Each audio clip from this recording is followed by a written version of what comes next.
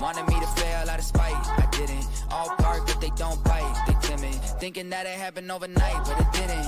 In it for the long haul flight, I'm committed. Wanted me to fail out of spite, but I didn't. All bark, but they don't bite, cause they timid. Look, hey.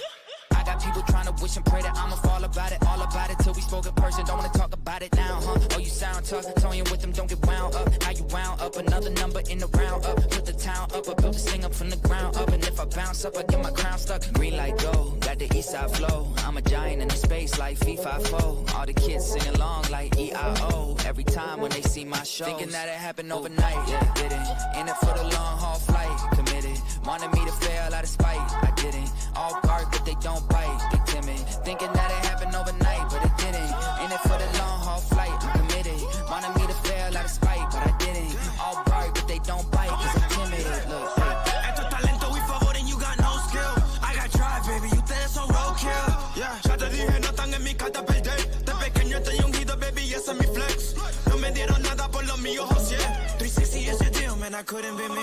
Por mi frequency, te frequently. Matando esto con sabor y efficiency. No gasto tiempo, waste no time, not my money. Boss, baby, CEO del LSC. Lo tengo en un pánico. Dale rápido, quiero crecer y dar más fruto, algo botánico. Lo hice bien orgánico. Tomé el maquinón. Voy subiendo como espuma y tú bajando bien titánico. Out my way, I ain't built this in a day. But you know I'm here now to stay. I'm hungry, boy, I'm not here to play. thinking that it happened overnight, didn't.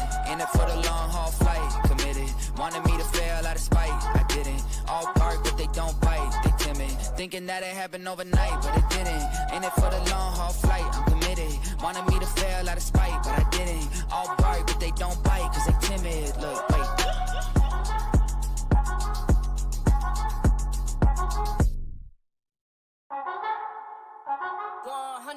Yeah, thinking that it happened overnight, it didn't. In it for the long haul flight, committed. Wanted me to fail out of spite, I didn't. All bark, but they don't bite, they timid. Thinking that it happened overnight, but it didn't.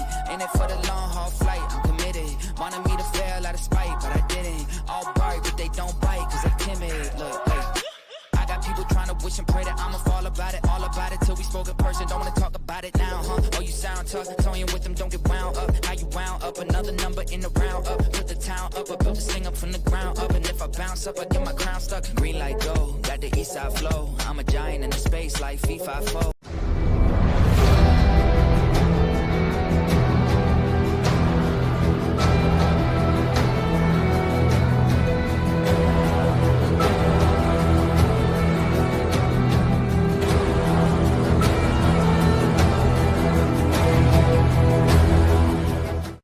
What's going on, everybody? Welcome to Two Sticks and Pure Rage podcast. I'm joined with Winchester Rebel and yours truly, Kyle Wright of Rykerroad, the Campfire and the Cavecast. What's going on, guys? What's Howdy. up? How's it going? All right, so today we're going to be covering the entire amazing season of season 2 of The Last of Us, and we're also going to be diving into the explosive finale leading up to some crazy shit we're going to be seeing in season 3. So, boys, how you feeling? How are we feeling about the episode? I'm actually really curious to see what Winchester feels right now, because I think what we talked about beforehand was that you don't know what's coming, and this is all fresh for you. I know maybe like a couple small, not small details, but like I knew the big thing in this episode, which actually got brushed off because of how hectic it was. But my God, they kill a lot of people. That's all I have to say. They kill a lot of people. Right. Yeah, definitely. The first episode, like just leading into like the whole thing, like starting it off with Abby was actually interesting because did they do it like that in like the game? Did they like open it up with the whole kind of like funeral sequence after they've buried all of the wolves, her dad? Did they kind of introduce her that way in the game? No, this is actually going to fall into kind of, I guess you could say, the list of things that I was very shocked that they did. Because the first thing to understand is that part 2, as much as I love it, and I think that it is a through line story that is from part 1, I very much agree with what Neil Druckmann said, where it's like, look, you can take or leave part 2, but regardless, if the story continues, this is what would happen essentially. And like the game itself is just so out of order. It's like a Tarantino movie, but like not a good one. Oh my God. So it's, and what I mean by that is that it's just that my biggest critique of part 2 is the pacing. The pacing is all over the place. It's one of those that you are thrown into situations. It's, pegged so high, and it's like, oh my God, tragedy, and we'll make you feel better. Tragedy, and we'll make you feel better. Like it's good that they do that with certain things because it makes it more stomachable.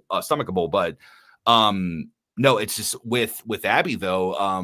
You don't meet her until after the intro of the game, and it's not even explained what her name is. It's not even we don't know anything, and the closest that you can kind of connect the dots. It's the fact that there's a scene where her and Owen, even in this moment in the game, I think are soon leading up to it, is that when they speak, they don't even have their names. It's man and woman.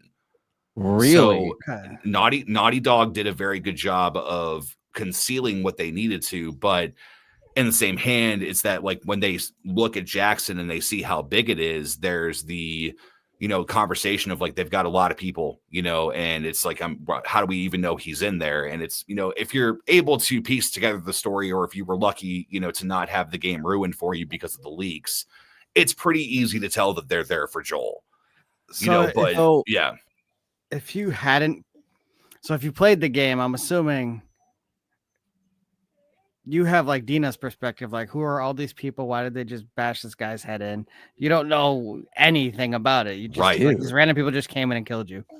Wow. And I think that's honestly what makes part 2 so infuriating, is that they said that they wanted, because of the big scene, but they wanted Joel's death not so much to convey sadness, but anger. Yeah. And the fact of that, it's like, the idea of, fuck these people. Like, why did they kill him? Like, they didn't even like Joel never knew why they killed him. Like, there's details like that in the game where it's like they did a lot of exposition. Mm-hmm. And they gave away a lot of their cards very, very fast. Especially when we get to episode 6, I think that they made a big mistake. Ooh. And I think that it's something that for me, I'm kind of like, what else is there to hang on to now? Because now we're just on a revenge quest.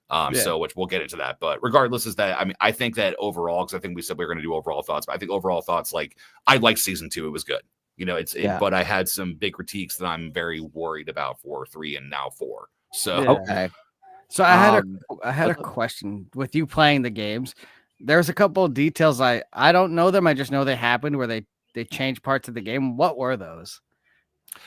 There's a lot. So you have things where, like, I'm not going to be able to like name off every single one, but for instance, like when you look at episode 3 of season 1, where you spend an entire life with Bill and Frank, that never happened in the game. That deviated very, very, very far, where it's like, whoa, like Ellie never even met Bill. What the hell is this? It's a very odd thing.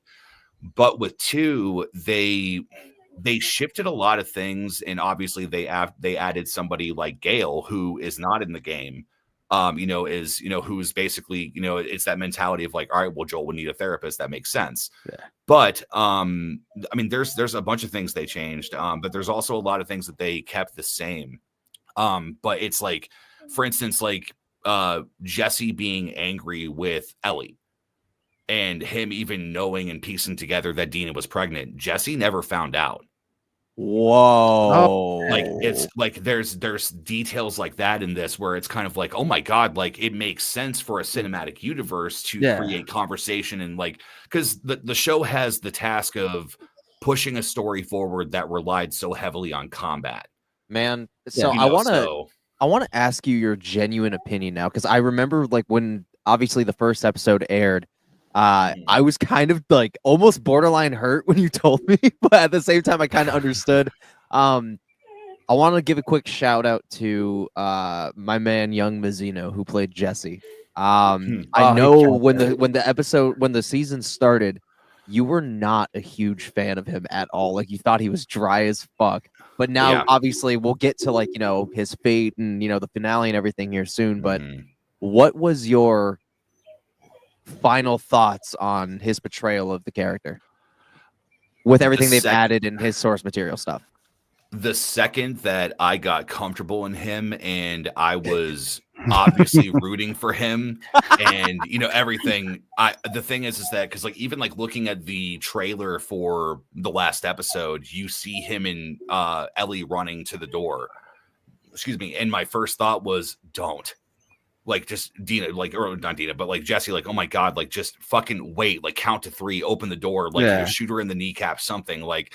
And I think it's a true, like, testament to the actor, because I was thinking to myself, man, like this isn't Jesse. Like Jesse isn't this bland. He's not so monotone. Like, and it's no offense to the actor, but like, yeah, it didn't fit what I thought. And the couple of confrontations that him and Ellie have together are so intense. And it's that moment where I immediately I'm like, I love him so much, and god damn you, he's gonna disappear. Why did you have to love him? It was just like, oh, Can we just talk about his dialogue when he was baiting Ellie about Dina's whole situation? She's like, literally, Dina, the girl that doesn't turn down a free drink literally ever, and now I'm gonna push this arrow through her leg, and she still said no. So obviously, like, she's pregnant, and she tells, she told you and didn't tell me, and then Ellie kind of gives it away, and she's like, fuck, you were guessing. His bait game was so good. Like, he genuinely got that out of her in such a manipulative way, but he made it organic to where it's like she was kind of like, forced, like, all right, I'm backed into a corner now. I have to spill. Yeah.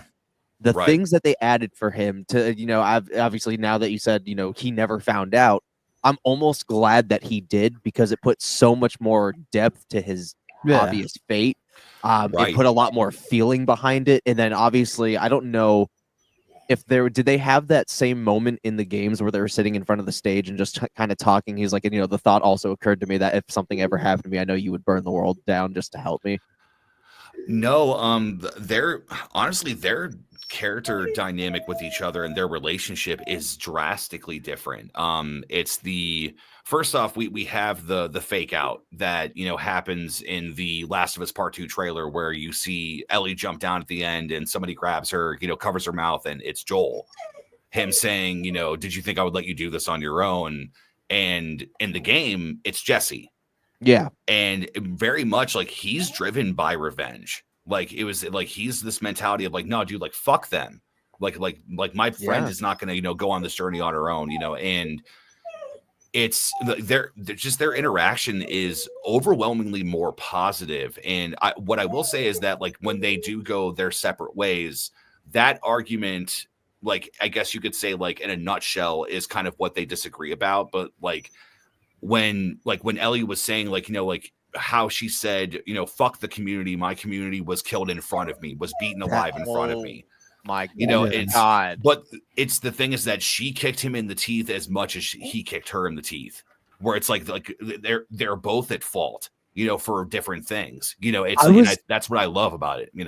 I was actually talking to Ash about that while we were watching the episode. Like, I'm like, Ellie's kind of high key a piece of shit, but at the same time, she wasn't wrong, but neither was he. Like, they were both fucking spot on everything they were saying. Like, it just that exchange was genuinely like really tough to watch. And honestly, like, young Mazzino and Bella Ramsey had such great chemistry, and honestly, they were the stars of this episode. Like, they really carried this finale. And dude, oh my god, like it honestly sucks knowing that obviously this is not the last thing we're gonna see with Jesse's fate. Like, we have to see Dina and how she goes about this whole thing, how she's gonna take it in, how fast everything's happening.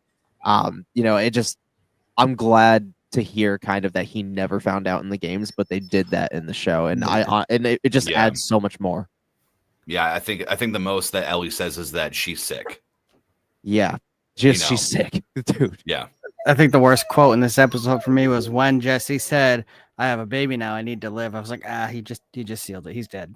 I was like, damn. Yeah. He was like, yeah, I'm gonna be a dad now. I can't die out here. We're in the middle of a war zone and shit. I'm like, dude. Yeah. If you didn't say that, maybe. Well, I think that it's also like one of the other interesting changes, because I'm sure I'll remember them gradually as like we go. But when in season 1, when Tommy and Joel are having the conversation in the bar, they're having whiskey and, they're kind of like catching up, but clearly their relationship always turns sour very, very quickly. And that moment when Tommy says, I'm going to be a father, and immediately being someone that played the game, I had this moment of, whoa, what the fuck? Like, no, Tommy never had a kid. Yeah. And more so knowing what Tommy is like in the game, it didn't sit well with me. I was like, damn, I'm like, he leaves before Ellie does the very next day. And doesn't and tells Maria to lock her up. Like, he's like, I'm doing this on my own. She can't do this. She doesn't understand. Like, he knows about the WLF, and he's like, you don't know what you're walking into. You do not know how dangerous they are, how many of them are that there are. And it's basically Maria lets Ellie and Dina go to save her husband, essentially, you know. But no, it was just like changes like that where it's like, wait, so now Tommy's got a kid, and this is this moment of like what's going to drive him to go to Seattle, because he's not just going to abandon Maria. And then they said, no, we came here to basically to rescue you. And I'm like, clever girl, right on. I'm like, it's like it still makes sense as to why they're there. You know, it's wild. Yeah, man, there is apparently a lot of deviations they took, because like the first season almost felt like to the T, like it was just super from the source material. This season, it almost feels like, from what I'm hearing, they changed a bit. And my buddy Chandler Burton from the song that I sent you guys on Saturday's live stream, he was actually not a fan of this season, like, at all. Like, he was not a fucking fan at all. Like, he liked episodes 1 and 2. But with the deviations that it took, like, apparently, like, the second game just shut him down. Like, it just, like, after that, he was just empty. I think that's a main reason I avoided the second game, because I wanted a different perspective. I didn't want to know most of it, what's coming, so I kind of changed it. But you guys keep chatting. I will be right back. Yeah, no problem, dude. Yeah, no problem.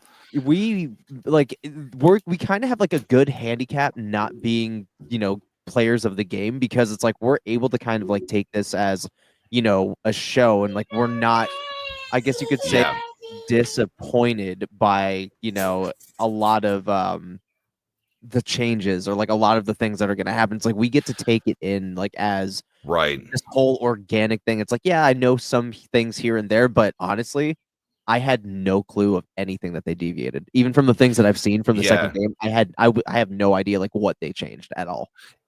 I mean, again, it's one of those, it's like there were a lot of changes. Like, for instance, like what they did keep the same is like, the big main events is that even like listening to the podcast every week, after the show, like I've fallen off in the past like few, but I need to get through them. But when they would talk about, doing the birthday surprise, and, the idea of like showing, space and, the dinosaur that's in the front, and Craig and, Neil being like, no, like these are going to be in the show, like shot for shot. We are doing this from the game, because number one, they didn't say this, but I'm sure that they probably know it, is that if they don't, we would fucking riot if they didn't. Oh, absolutely. But secondly, it's also because it's like, no, it's like they're the important moments. Like they're super important for everything, and it makes sense as to like why they've done the things that they've done. But I don't know. It's one of those that for me, like I should hate when they change source material, but there's a part of me that looks at it and goes, no, like, I'm sorry, like this doesn't work in a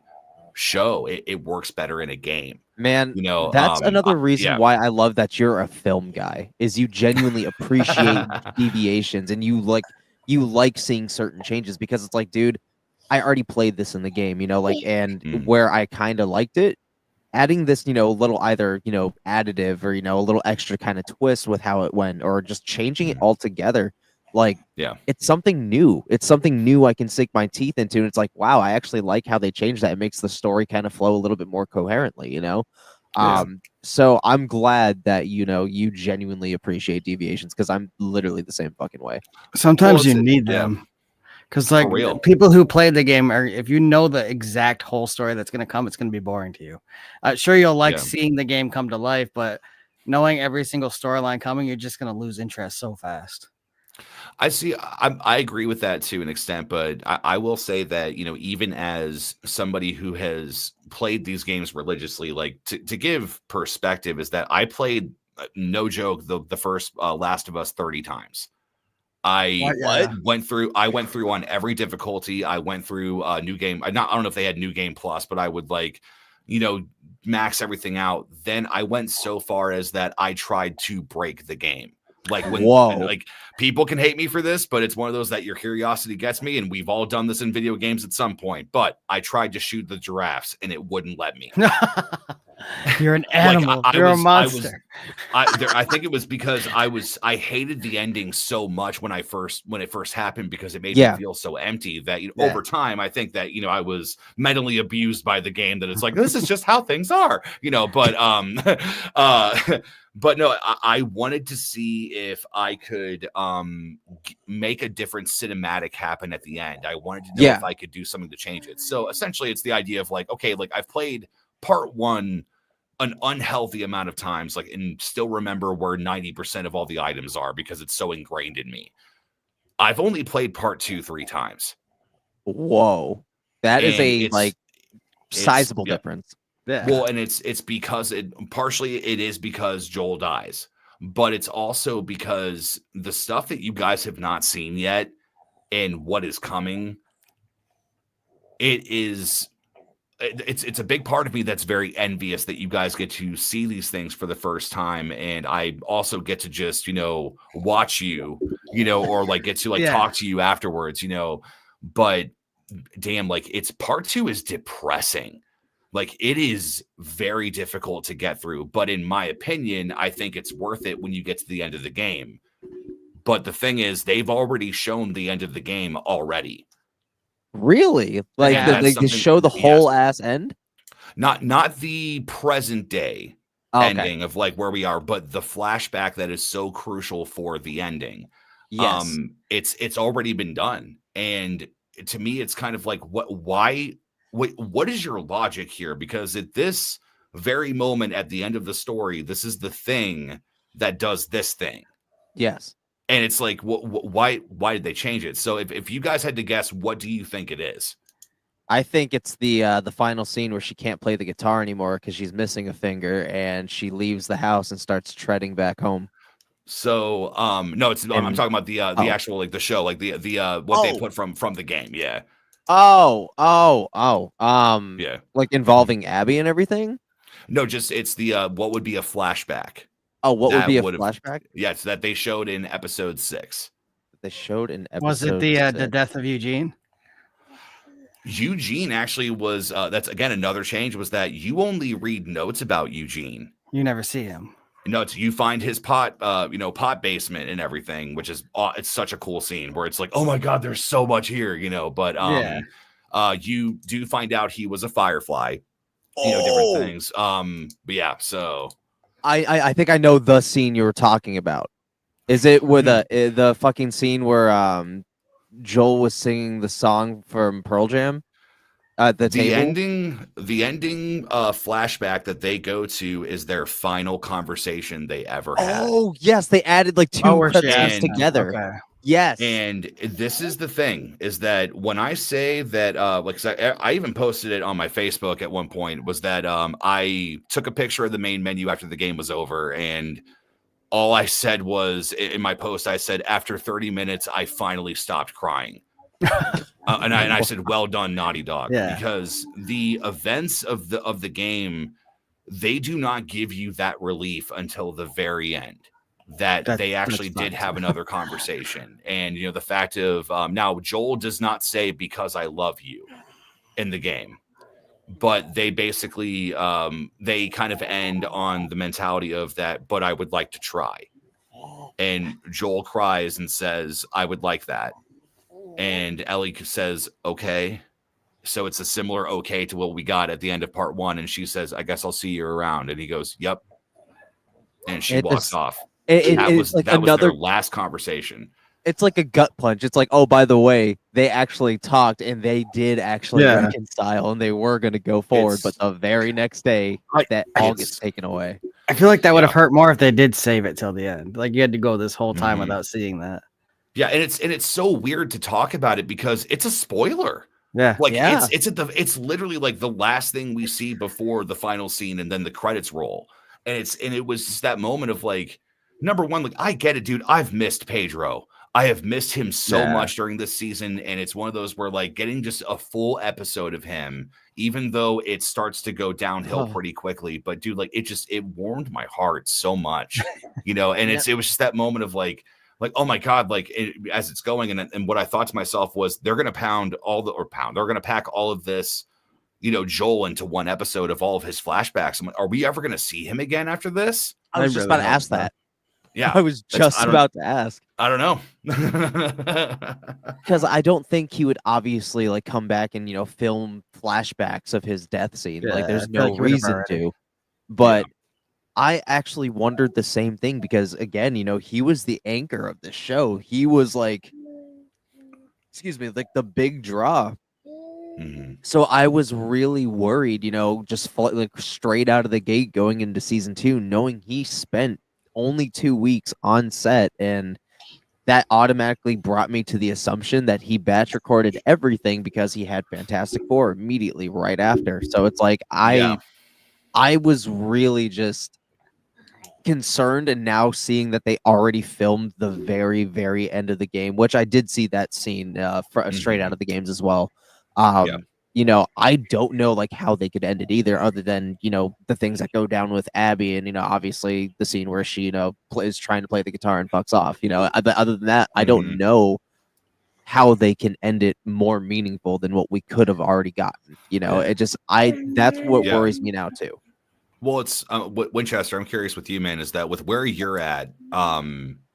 You know, looking at this as just like this is a show, you know, and it's knowing that, you know, it can take a couple of years to make one, you know, if they want to do it right, or maybe they're gonna, you know, or maybe they've already been filming season 3 and it's like, hey, like it's gonna be out much sooner, who knows? But where's your head at right now as somebody who is, you know, just taking this in from, you know, just an audience perspective, like you're watching Squid Game or something, like what is that like for you? Because I'm very envious of you. It's so different. I intentionally didn't play part 2 because we did this podcast obviously for season 1, and I was the one who had played the game, knew all the details and stuff. Yeah, it's so much different now, not knowing what's coming. It makes it more interesting to watch because I don't know, like the cliffhanger at the end, I know what happens with that. I knew about Jesse, and I know about a couple other characters, but the general storylines and stuff, I don't know anything. So it kind of makes it more fun. Like I'm watching this whole new show and not playing the game and then watching it. Kind of feels like you're watching a rerun, like a season you already watched. So it kind of changes it a little bit. Yeah. So I mean, do you think that if somebody were to look at this series at this point and say, "Fuck this, I'm not doing this," what, like, where do you fall with that? Are you curious enough to like to keep going in that? Because it's such a big ask for people to go through this story. like someone to watch it and be like, either they don't like it anymore, or they kind of like lose interest. Yeah. Oh, you've gotten this far. You've watched 2 seasons. Keep going. Why quit now? Why quit now? Hear it from somebody who has only seen the show, ladies and gentlemen. Hell yes. So, yeah. Just keep watching. If you play the game, you didn't play part 3. Just keep watching. It's like like what Forrest Gump said. I came this far, so I might as well go farther. Just kept running. I'm pretty tired. I think I'll go home now. Also, that was literally the ending of The Last of Us. I'm pretty tired. I think I'll go home now. I noticed something random, and this has nothing to do with The Last of Us. Kyle, are you drinking out of a cup that has a picture of you on it? Yes, I am. Yeah. Okay. I was gonna say, what is going on? So no, this was actually made by somebody named Christine. She makes these cups, but that's a Pennywise thing. But yeah, this is straight out of the show. So I swear I saw your face on that cup. Yeah, you're not seeing things, or maybe you are, and you know, Kyle's maybe your water was spiked or something. So that might be it. So, but I have thought about playing part 2, but at the same time I'm like, do I want to ruin my enjoyment of the show? Because I have not played part 1 yet. Still, like, I still haven't gotten that experience yet. I have it installed, I just have not fucking played it yet for whatever reason. But I'm going to get to it. But I have thought about playing part 2, but at the same time I'm like, I've enjoyed the ride I've been taking the way I've been taking it. Because like I could always just binge somebody playing it, you know, or like watch like a walkthrough of all the cutscenes or something, you know. but like part of me is like really like teetering. Like I'm genuinely asking, like, do you think I should play part 2 as, you know, in a film perspective? Like, do you think I should play part 2 to get that kind of like comparison? Well, there's two answers I can give. Is that one of them is selfishly, I don't want you to play the game because I want you to be somebody like, you know, again, like Winchester 2, where it's like, because even like watching the show with Crystal, where it's like she has no idea what is going to happen week to week. And it was so hard to keep the Joel thing a secret for so long. Oh my God. You know, and so it's one of those where like now, like we're not really in that territory of like, dare I say, like big spoilers, but in the same hand, like, because the biggest thing that does happen in part 2 is that Joel dies. Like that Yes. to me, like that's like the apex, like biggest thing that happens. But as somebody who has never played the game and never had that experience for yourself, it's, you know, both of you, like I think it's extremely crucial to, you know, to go into this and go, all right, like, let's see if this story, these, like the script that has been written by Craig and whoever has had their fingers in these pies, like however it happens, if they can convey it properly. And I'll be very curious to see where you guys are like about like halfway through season 3, because there's a couple of, well, there's many moments, but there's a lot of moments that people quit the game. And the switch from Ellie to Abby is one of them. Joel dying is one of them. But there's also an exhaustion that part 2 has, because it's the fact that Naughty Dog puts you through everything that they do, right? Like up to the point of, you know, her pointing the gun at Ellie and saying that, you know, look, you know, like you wasted this. And we cut to black. And now for the next however many hours, you have a full ass game with Abby that you upgrade her weapons, you upgrade her health. She is basically the character, like she is the second character of this game. You collect coins because she loves coins. Like, dude, like it is such an involved thing. And Really? the point of it is that it's like, okay, like we're going to show you Ellie's 3 days in Seattle. The thing is that, and I even asked Crystal about this, is that I said, hey, I'm like, have you asked the question yet? Where the hell is Abby? What is she doing? Like what? Like, so like what? Like it's like from that perspective of that, like that's the whole sole reason they're there. But Abby's missing. I was saying that too. This whole season, I'm like, for most of the episodes, Abby's nowhere to be found. Yeah, she's just just like kinda like- ghost, a legend at this point. Like like everybody else has been accessible. Like you've gotten Mel, you've gotten Owen, you've even seen I forget what Falcon's name from Marvel is in this show. Is it like Chris or something like that? The dude that broke Ellie's ribs when she cut him with the Manny. Yeah, Manny. Yeah. Okay, yeah, Manny. That's the other thing that they changed too, is that he's taking more on the role of Jordan, who was an asshole. Like Manny, I love Manny in the game. He is funny. He is so relatable. He is endearing. He is like, there's like, it's such an odd change for them. So anyway, but yeah. Really? Okay. I know that, like, I know certain key points of the second game, like that involve Abby. Like I know that she tangles with the Seraphites in a weird way. Like there's like some parts there where like even like appearances are changed. That's an interesting way to put it. Yeah. Like even appearances are changed. Like she starts to kind of lose her like ridiculous physique, you know, eventually, you know, this is a spoiler podcast. Like she loses her hair eventually too. Like it's like she goes through a very interesting transformation along the way. I don't know how and like how she gets there and like, you know, what happens. I know that there's certain people already casted for season 3 that are going to be playing crucial, characters and going forward.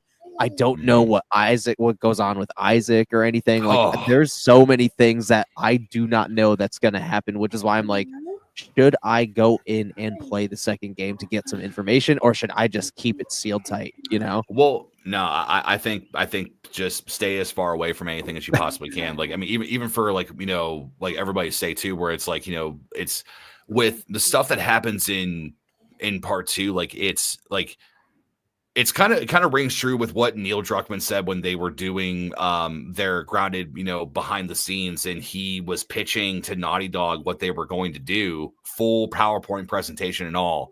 And he basically talks about Joel's death, and everybody just starts like writhing in their seats. And he's like, "Oh, dude, we're just getting started." He's like, this is just the beginning of what's going to be happening, you know. So there is so much for you guys to discover. Like you guys have not seen any of the new infected that are in part 2 yet. Oh my god. It is oh my god, like it's awesome. There's more infected. terrifying.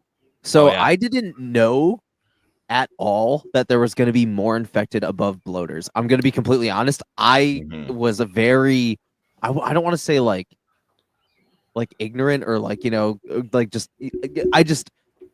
I didn't know that the scope was this high because like I again had no idea about the spores, which I thought again are one of the most beautiful things I've seen in this absolutely destroyed universe. Like you know, we got the stalkers, which are honestly one of the most terrifying things I've ever seen on television because it's like this in between, like this weird psychotic in between where you're, you know, very much so infected and you can spread this thing and you're also super smart. Like you can plan, you can stalk, you're almost like superhuman at this point, and you have a certain grasp on your emotions, kind of like even like the first stalker we saw almost kind of looked sad. Like it looked almost like sad. I don't know about the new like they almost wanted help, you know. It feels like they're becoming more human, like not in a weird way, infected almost. See, what's interesting is that stalkers were in part 1 in the game. So it's like it's the idea of that, like because they were always kind of like the mid stage between a runner and a clicker. Was that, you know, you start to get some sprouts out of you before your, you know, cleft, you know, separates, and now you have like, you know, the whole beautiful, you know, like, you know, fuck off thing on your head. but no, for them to wait for season 2 to introduce stalkers, it's very interesting. Now, they probably did this for a couple of reasons. Is that one, they wanted to include stalkers and they didn't have enough room in part or in season 1, and I get that.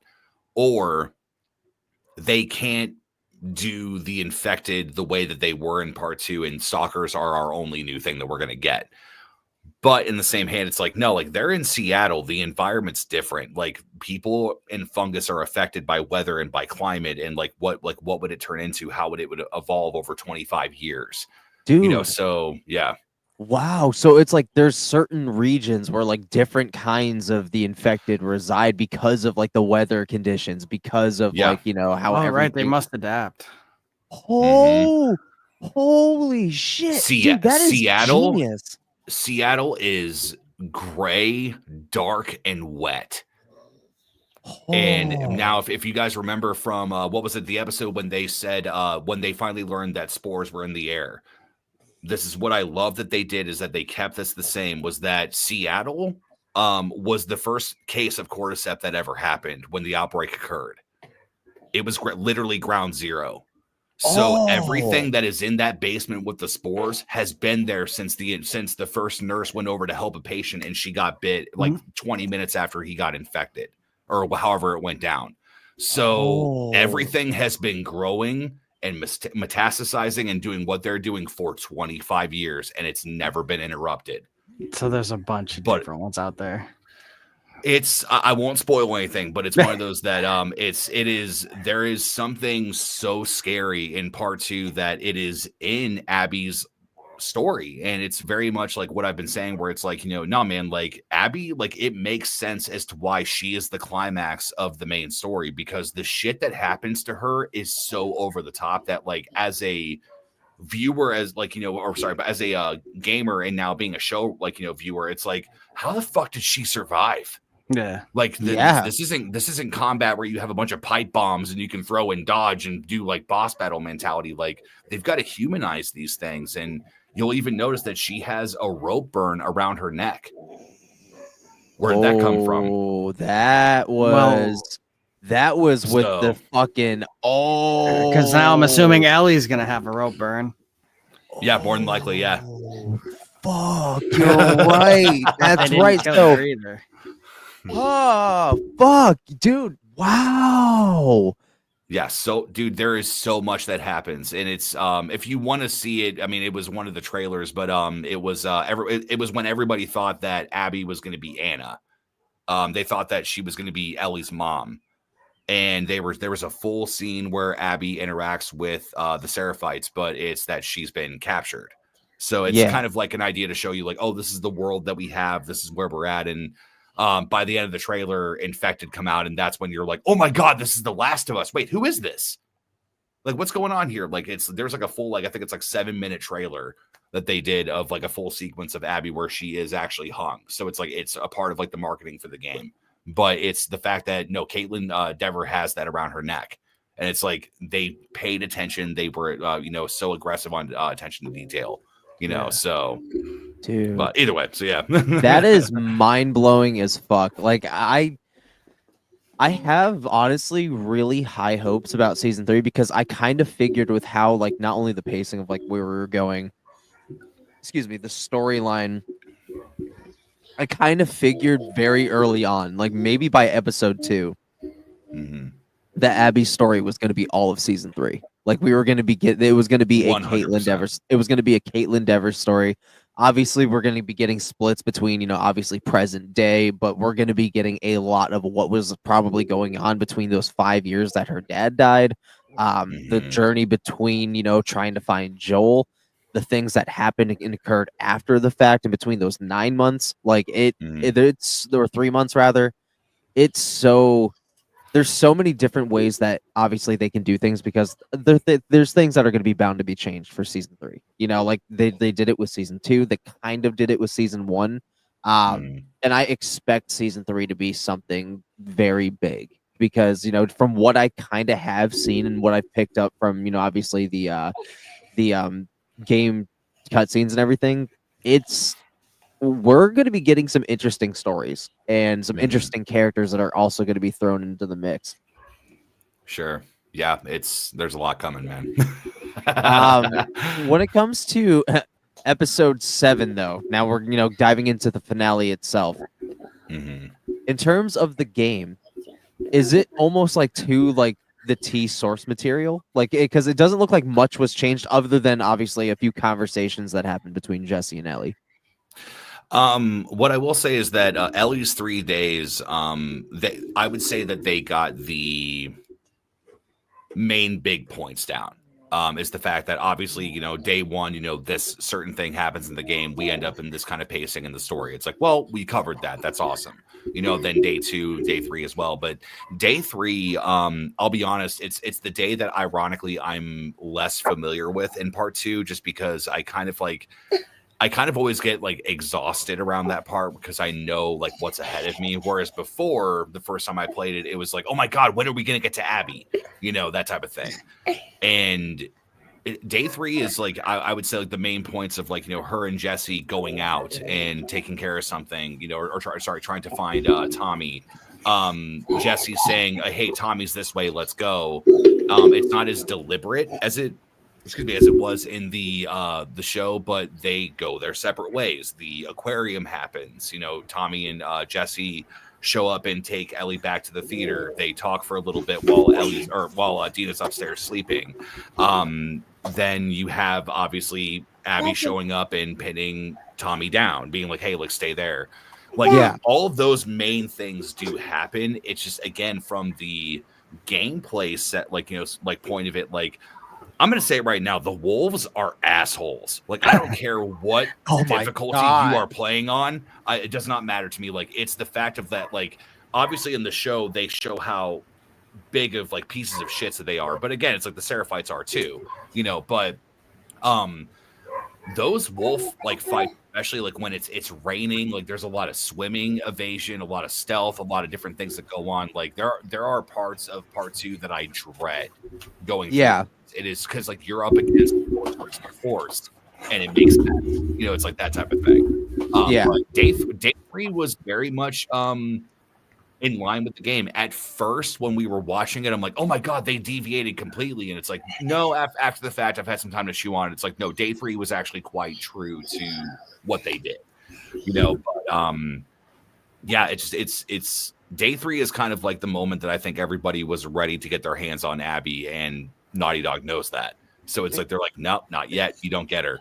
You don't get her this time, Dude, and like even just like, going to they're expecting to get Abby and everything. Not only did they not do that and they applied more pressure to the wound. they took out a very honestly loved character for the short amount of time he was like around. He was so loved, man. Like I genuinely going in, I had no fucking idea who the fuck Jesse was, other than he was honestly some Asian dude from The Last of Us. Like I had no clue. Like not even trying to be funny. Like I had no clue other than like he was like some Asian dude, plays a huge part in the story, and there was some ties to Dina. That's all I knew. But you know, going through the show, even in episode 1, I obviously kind of had a little bit of a bias because, you know, I loved him in the show Beef, but I loved kind of like his approach to it because it made him feel not only like a good guy, but very important. Like he was going to be like this big character that was going to be around for a little bit. And Naughty Dog and their stories, they make you feel so fucking comfortable, but they're also so good at tearing your heart out of your ass. Because, dude, I knew obviously Jesse was going to die. All I knew is like he was going to die. I didn't know how or when, and it happened. And I'm like, dude, it was, I hate almost that it has to be brushed off too, because there's not really a moment to like really grieve the situation at the moment, you know, like he was there and then all of a sudden he fucking wasn't, you know, like and it was quick. Yeah, dude, it's so unfair. No, it's so unfair. Yeah. And it's like, you know, like, do you think that they would be a little bit more prepared, especially, you know, like going into when it happens, they were having a huge, you know, a huge moment where they were kind of trying to like, you know, talk everything out that was going on, you know, and they were trying to, you know, kind of like put a little bit of something on for their friendship, you know, kind of to repair the situation, especially in the face of this big moment that, you know, they're gonna go home. Like I don't even know if they were gonna like the intention was to finish everything that they started. I think they were just gonna try to go home, you know, and for this to be what comes out of the situations, like you know what you're dealing with now. You know this war is happening. You know that, you know, any corner you take, you could be gone. What really killed me about Jesse's death is not only that they weren't able to grieve the situation, but it shows how quickly you're down to run into the fire without thinking. Because if they really were thinking about everything in that moment, in the bigger picture, they wouldn't have just gung-hoed in there. They would have taken a more cautious approach, especially knowing everything, you know? Yeah, my question for you guys as well is because I mean, again, I've got so many curiosities. Is you know the the thought of Ellie and what she has been like. Like, where are you guys with Ellie right now? Oh, she's a fucking piece of shit. Asshole, yeah. I hate her. I'm rooting for Abby in this one. I think like. All right, she is in a very fucking unique situation here. Like, I will give her that benefit of the doubt, knowing like, okay, you're literally on record the only fucking immune person alive. You were attached to the hip to a very broken and dangerous man who did this heinous act to keep you alive and basically fuck the world out of this whole saving grace that is your life. And he paid the price for that. And you got to have a front row seat to it. But you would think she would do things differently than Joel has been known to do things. Yeah. You know, obviously he trained her to be ready for moments like this. I don't know if it was, you know, with in hindsight, thinking about what he did and the fact that he might pay the price for it. I don't know if he was even thinking about if there was any consequences. Obviously, in the moment, you don't. I don't know over the years if he did. But, you know, all those things aside, I get emotion. I get, you know, again, being front row seat to, you know, watch your community, so to speak, as a quick callback to Jesse, you know, getting beaten to death in front of you and you having to watch that. I understand the revenge tour. I understand it to an extent. Like, do what you got to do, but also do not lose yourself in the process. And Ellie is gone right now. And the only moments that really draw her back to who she is and any good part of who she is, and when she can just forget about the mission, pack up, and go home, is when she is playing that guitar or when Dina is in her presence. Other than that, dude, Ellie is gone, man. She is on a plot for revenge, but in those things, she is fucking hurting people along the way. Not only getting them killed now, but she is hurting people. Not only pushing them away, but genuinely getting them not only physically hurt, but mentally and emotionally. So yeah, Ellie's a dick right now. I understand both sides, and that's the shittiest part about it. I thought you were going to get sympathy for Abby in the next season where you get her story, but you're already getting it.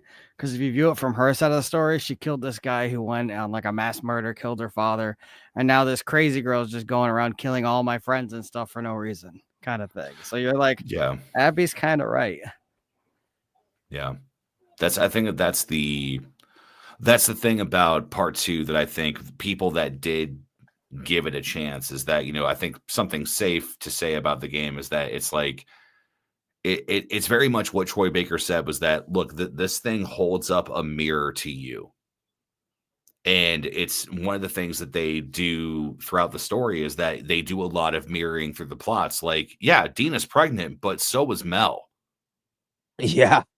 Like, it's like, yeah, you killed my dad, but you killed, like, no, he killed my dad. Yeah. Like, it's this, like, it's very interesting because what you're going to see is that where Ellie is right now is where Abby was before she ever made it to the cabin with Joel. Yeah. Abby's past it now. She's gotten her revenge, and it's probably something that, I mean, I don't know, like, it feels like something that she really doesn't even think about that much, because even the reoccurring nightmares that Abby has in part 2 have nothing really to do with Joel. It's more so the loss of her father. Like, she doesn't have dreams of, like, like killing Joel over and over again or anything. It's like, it's this longing and this, this deep, like, sadness of, opening up it's like every time she goes through the hallway and opens up the hospital door, that's the moment that her life changed and she found her dad dead. Yeah. And that's what her nightmare is. And it's very cool. Like, and again, not really a spoiler to say it because they used it in episode, I think 2 or 1, I can't remember which one, but where you see her speaking to herself of, like, don't go in there, his brains are on the floor. Yeah. And it's very interesting to see how that dream evolves. And again, I won't spoil where we end up with it, but that's one of the moments that actually lifted my heart so much in the latter half of the game, where you get to see where she has come to peace. Yeah. And it's like that she's been able to let it go. Like now, should she have done it? Absolutely not. But the thing is that it's the stereotype, but it's the truth of human condition is that you think revenge will make it better. It won't. The journey to revenge is the only good part of it. Yeah. Like, and that's essentially like what we're seeing in Ellie is that she is willing to do anything. I think the way that I texted Eric last night when he messaged me was that he was like, dude, he's like, I fucking hate Ellie right now. I'm paraphrasing, but so I don't want to misquote him, but it was that was kind of like the vibe I got from it. But what I said to him was, no, Ellie is an addict. Yeah. She cannot let this go. And what do we know the addicts do? They sell their house to get dope. It's like they don't care about natural, like, like it's like, or like things that you should, like, have in place. It's like they don't have their facilities about them. They need their fix.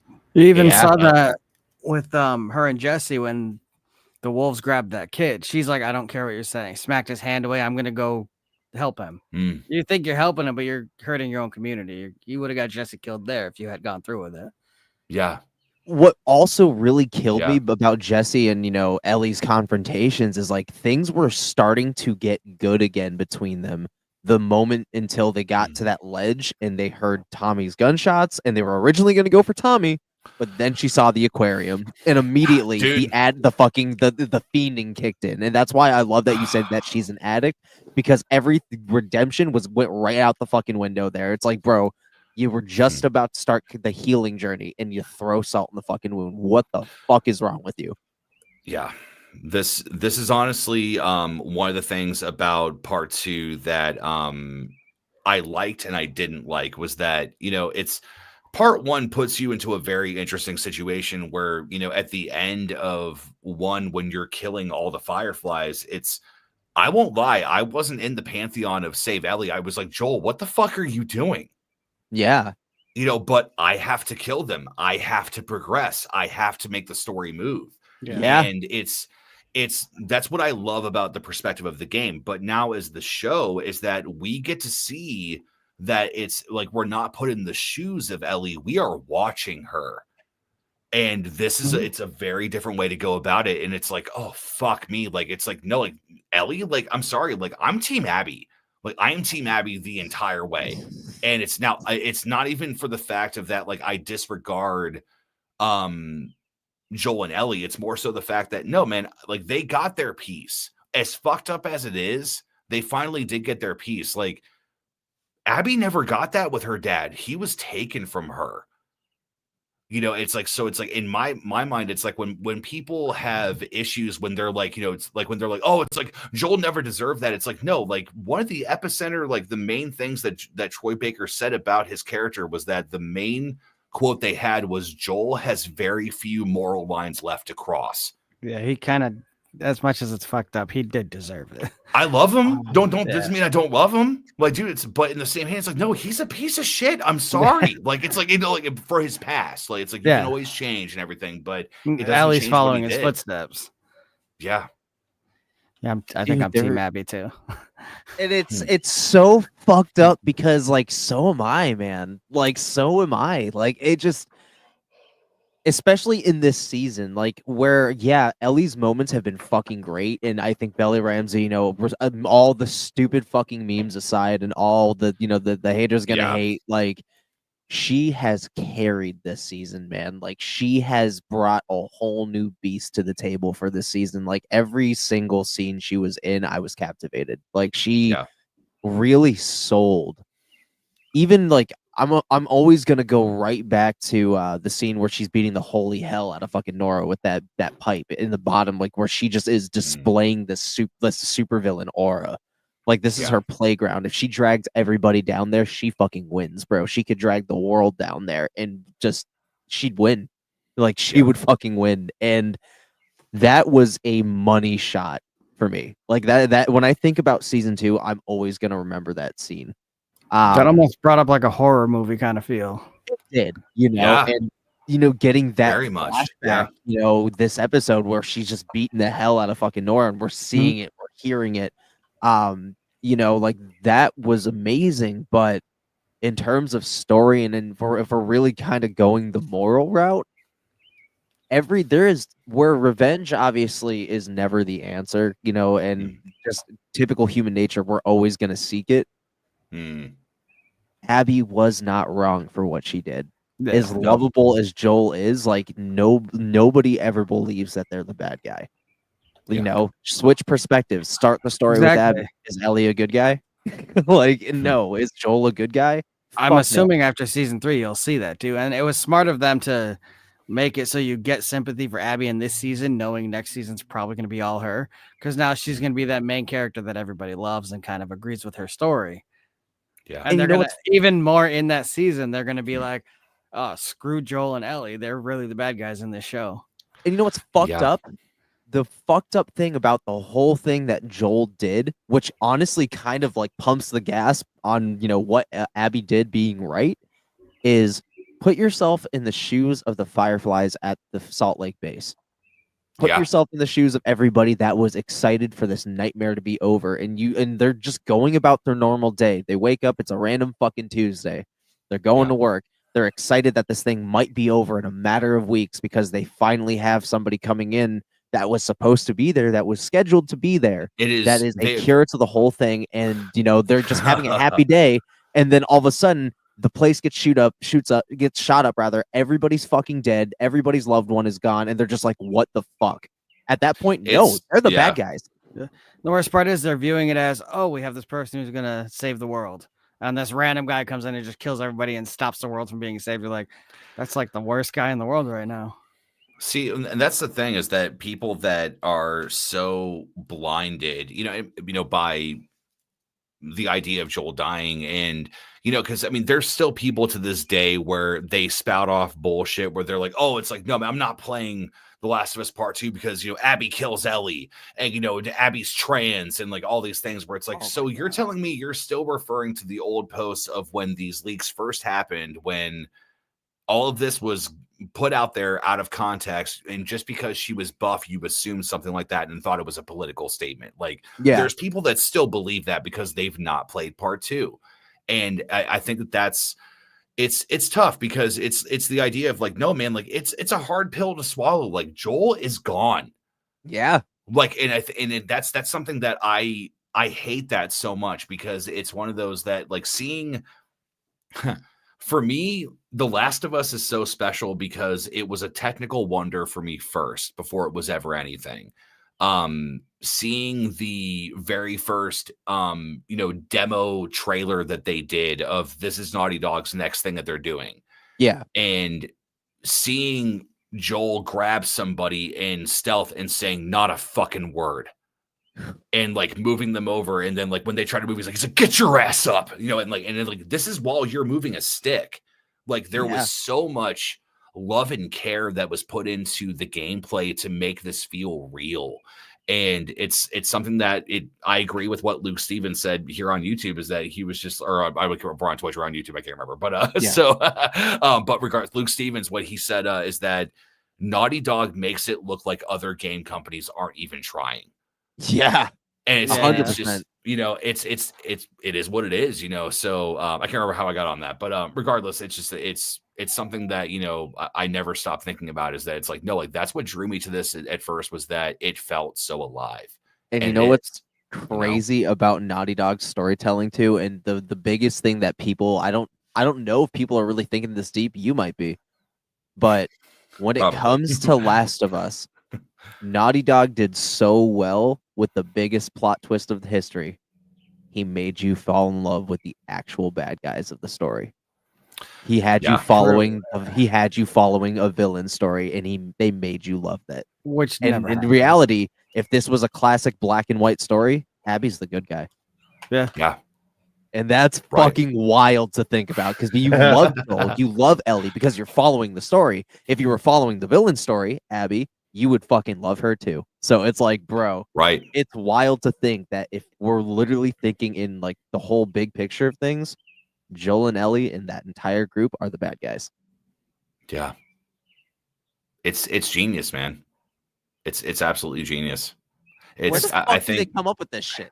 It's well, like I think it's no, go ahead. So in like a regular show, if they did it not making you fall in love with the villain, how Last of Us would have gone is season 2 would have been season 1 or season 3, probably, with Abby would have started the show, and it would have ended with the bad guys, Ellie and Joel, coming in and ruining everything and kind of destroying Abby's whole family. Yeah, like a show almost based on her life of just living in the apocalypse and being a part of like a, you know, rebel group. Yeah. You know, living out like where giraffes roam freely and like there's zebras and like all these different things. Like, yeah, I mean, that's the thing, is that they've written so much life into these characters, is that you can, you know, and I think it's something that even like the way that, I mean, Rage and I have talked about this, but like, you know, the brilliance of why I still love Neil Druckmann to this day is that he's damn good at making stories. And, you know, him, you know, talking with, you know, Troy and Anne, who were playing, you know, Joel and Tess, and all that Neil said to Troy was, there was a fight last night, so there's tension.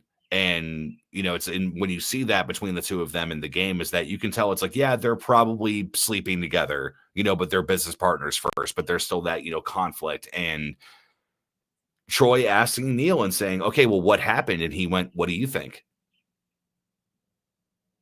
Oh, and shit. it wasn't a pompous thing of saying like, oh no, it's like, no, you should know the answer. It's no, Troy, what do you think happened with Joel and Tess last night? Because so he let him play it out of like, what in your world, like in your world, what was the situation for you? What would piss you off enough to create that tension? So it's like he left it up to that creative interpretation, and that is something Neil Druckmann does so fucking well, even as a director, man. Like even as a director that's something I loved watching, I think more so than even just like the gameplay itself, was the making of, because that's really where the magic happens, you know, because they could go they could want to go one direction, but find something so organically that can work in a completely different way. And just Neil has just this niche, like even the translations that I've seen that have differed from season 1 are immaculate, and that the fact that they are so hands-on, with this series, and they're basically just, rewriting their same story, and I am so excited for the new series and like the new IP they have coming out. Again, haters aside, Tati Gabrielle is incredible, and I'm really excited to see, what she can do with the next series.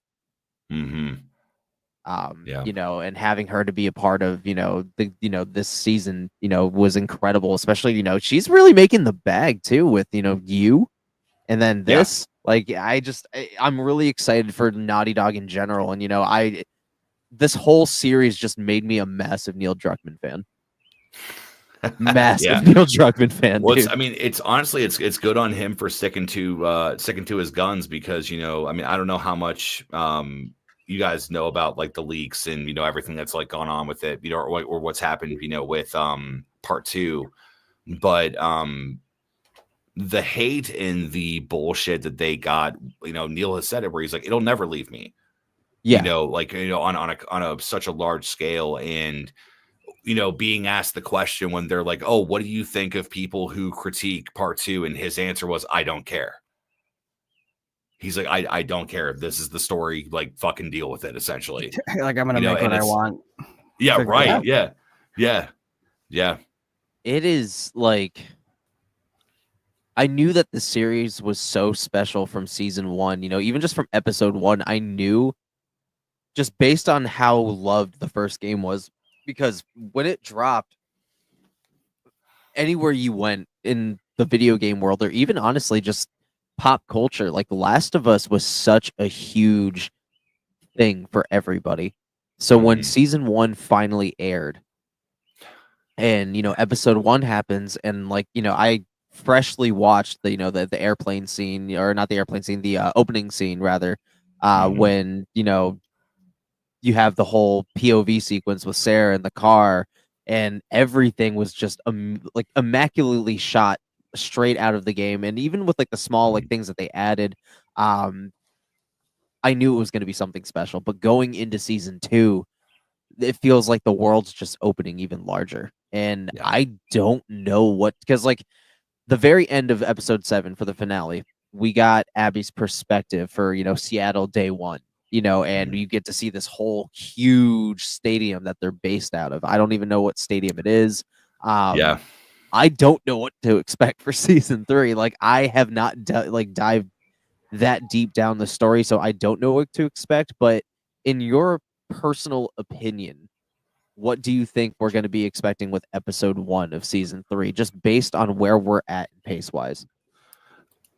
Episode 1, you guys have got to get comfortable with Abby, because you are going to experience things that are very difficult. And what I mean is that, for instance, I don't know what they will do from the show to the game, but I think it's not far off to say like these kinds of things. I don't think that they're spoilers, but you do get woken up the same way of Manny coming in and saying, hey, Isaac needs us, like, let's go. And you go into the mess hall. The mess hall of where the Wolves are staying in the stadium, where it's like they make burritos every day. It's like it's the one food that they can make. It's like, so it's like everyone gets like their couple of burritos or whatever. And you run into Jordan, who is the biggest asshole, who's the first person that Ellie killed. Mind you, not in the show, but in the game. Okay. And you see Abby have an interaction with him where he's kind of like, yeah, he's like, nice to see you too. And she turns around and goes, oh, Jordan, I didn't even see you. What's up?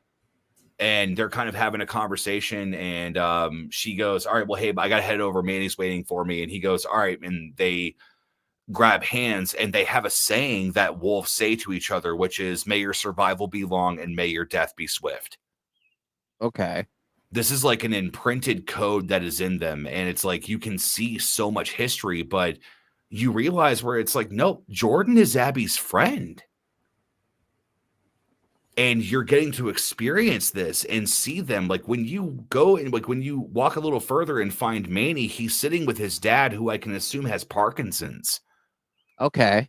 Like it's like these normal things where you realize where it's that thing of this story is very much going to make people that watch this for the very first time, having no context, is that they're going to see that Abby is a human being. She's not evil. She did something that was very terrible. I'm never going to excuse what she did, but Yeah. she's not mean. She's like, she wants to get along with her friends. Like, she's kind of socially awkward in some situations, and like how different things go down. Like, I think episode 1 is going to be this big cannonball of this is Abby's life, deal with it. Like, And so it's world building. Yeah, essentially. Yeah. And it's, but also knowing like Isaac already puts her on a pedestal. So it's like she's respected by at least him, and it's like, does she have any, adversaries in that kind of aspect? It's, does she in the show, does she find Mel and Owen? It's like, does she know what happens? Like, does Manny make it? Like, these are all the questions that I think that even like as a gamer compared to a show watcher, is that I think I have the same questions, So I have a 2-part question. One, is Jordan the guy that Ellie killed when they were trying to leave the TV station? Like, she like slit his throat and jumped out the window. Was that Jordan? And 2, is Seattle day 1 before she even kills Joel? Yes. So to answer the Seattle one is that we do not get to Seattle day 1 until after Joel's death. They actually have to, they make it up there, that type of thing. But sorry, what was your first question? I'm sorry. First question was Jordan the guy that Ellie killed leaving the television station? So I think that was maybe a nod to that particular thing, but I don't think that person was Jordan. Jordan is the one that kicks her in the face and knocks her out after they kill Joel in the game. Oh, so he wasn't even fucking there. Yeah, no. They have excised him, completely from this, and it's kind of like, okay, so I'm like, so we get Manny, Mel, Owen, and Abby. I'm like, that's it. I'm like, where's Jordan? Because to me, Jordan is the first time that as a player, you finally get your hands on one of the people that was involved in killing Joel, and it's so satisfying because he's an asshole, But in the same hand is that to Abby, he isn't. He's a buddy of hers. Wow. But that's again, but they're kind of giving Manny that role now, is that he's the one that, was cut by her when she came in and found Joel, that whole thing. That was originally Jordan in the game. So yeah, so it's completely different, and it's kind of like, okay, so are you guys going to make me love Mandy as much as I did in the show, because she broke my girl's ribs? Like, don't do that, So like, but what's up? Now, by the end of the game, Kyle, did you feel bad for all those people you hunted down and killed? Yeah, that's a unique question. No, it's honestly, the answer is yes. I think, I would say more so on my second time through part 2, because part 1, I was so taken by revenge that's like how bad they were. But the thing is that when you play through the game again, it's kind of like almost like watching Fight Club, where like it changes the movie once you know the twist and once you know like all the answers. And when I got to the end of it, again, I don't want to spoil like what happens at the present day of the game. Oh, my man, this is a spoiler podcast. So, you can fire away. It's mainly for Winchester. If he doesn't know what's coming, I want to dance as much as possible. But this is like the main thing that happens. But I remember I felt so empty. I felt cheated. I like it was all these different things, and I took a step back for a moment and I went, hold on. When I played part 1, I felt empty. I felt cheated. I felt like this was all a waste of time. It was this, it was that. And I'm like, it's the human condition. We think we know what's best for us, and we don't. Oh my God. And it was just, it's like they've tapped into that so well, So, but I know it's a very long roundabout question about episode 1, but in the same hand, it's like, no, like I think that we like there is so much that you guys are going to have to like, well, not you guys, but like as audience members, is that they're going to have to get cool with a lot of shit really quick, you know? Yeah. Who knew game 1 you were playing as the bad guy? Right. Yeah. Yeah. I'm just this asshole. I know. My bad. So in terms of like other characters like in question, like, where they are, where they're going to go. Another change up from season 2 was, Tommy wasn't at the cabin, when it happened. So it's like, the motive is kind of different, the feelings kind of different. Obviously the way things are going right now, we kind of know what, I don't know, they might change it for the television show. I don't know. I know that Tommy takes a bullet. That's all I'm going to say. That's a very genius way to say that. That was Tommy very takes clever. a bullet. Yeah, Tommy takes a bullet. But like, where are we gonna go with him now? Now that that deviation has been made, where do you think his role is gonna be going? With season 3 and beyond, because he said, Gabriel Luna recently in his Instagram post after the finale aired said, "We'll see you in season 3." Or I'll see you in season 3 rather. What is in store for him going forward now in the television show, do you think?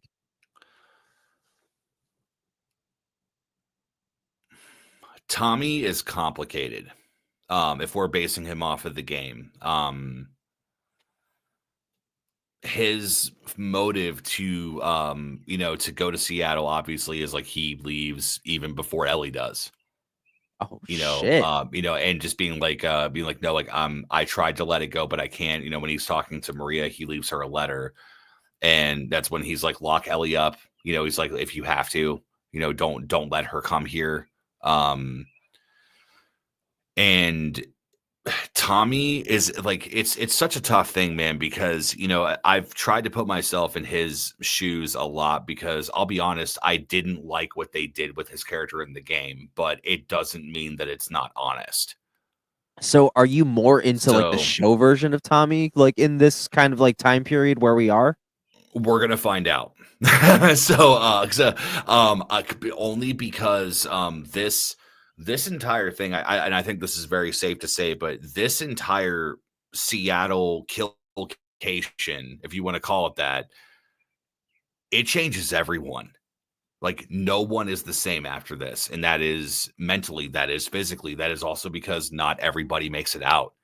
And it's with Tommy is that I think that I'm very curious to see where they're going to go, especially because he has a kid now. And he, for me, it's like he's not driven by revenge, or maybe he is, because even in episode 7, they're hearing gunshots and they're like, wait, what is that? I'm like, Tommy is fucking sniping wolves. Yeah, dude. That is actually a section that happens in the game that when you play as Abby, you have to crawl and avoid him, because if you get up, you're dead. Dude, I didn't even think of that aspect in the game where you're going against Tommy and all them. I never connected that. Yeah. There is actually to give it full context, is that there is actually a section of the beginning part of part 2 that you're with Tommy outside of Jackson, and he's showing you how to snipe from far away. It's like the only time that bullets have physics. It's very, very odd. But it was Naughty Dog's way of saying Tommy knows what he's fucking doing. He can shoot like whatever he said in season 1, where he's like, yeah, I could shoot this off from a mile off, or whatever. Where it's like, no, he wasn't full of shit. He's a fantastic sniper. And so what's interesting is that you're not going to see what Tommy was doing until we get to season 3, because that's Abby's perspective. Holy shit. That, like, do you guys remember that big explosion that happened when Ellie was heading to? Yeah, and she said they're getting leave her, and it's like, oh, the community, or like the town or something, like, it was like the community leave her, and like they just fucked off and ran. She's like, fuck this, and just left on the boat. I am willing to wager money on the fact that you're going to be in that explosion the next season. And you're going to see what happened around it, because this is the thing. Again, everything is all the perspective of what Ellie's going through and Abby's going through. Abby, I can guarantee you, was like 100 yards away from her in that moment. Oh, Tommy called the kill strike, didn't he? because He he got was like 10 she was kills. yeah, right. Yeah. He stinger missiled it. Yeah. And he's like, I got enough. Let's do this shit. This bitch is not walking out of here. She killed my brother, god damn it. I'm gonna put a stinger up her I ass. couldn't respawn him. It's like, oh, sorry, this is delay of game. What? He lagged out. What the hell?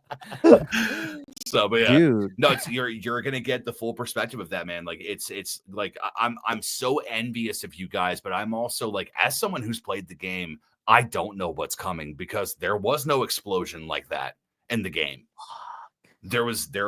I know the moment that Abby and Tommy see each other and they realize what's going on, but I don't know how they're going to do it in the game. He might not even get close to her.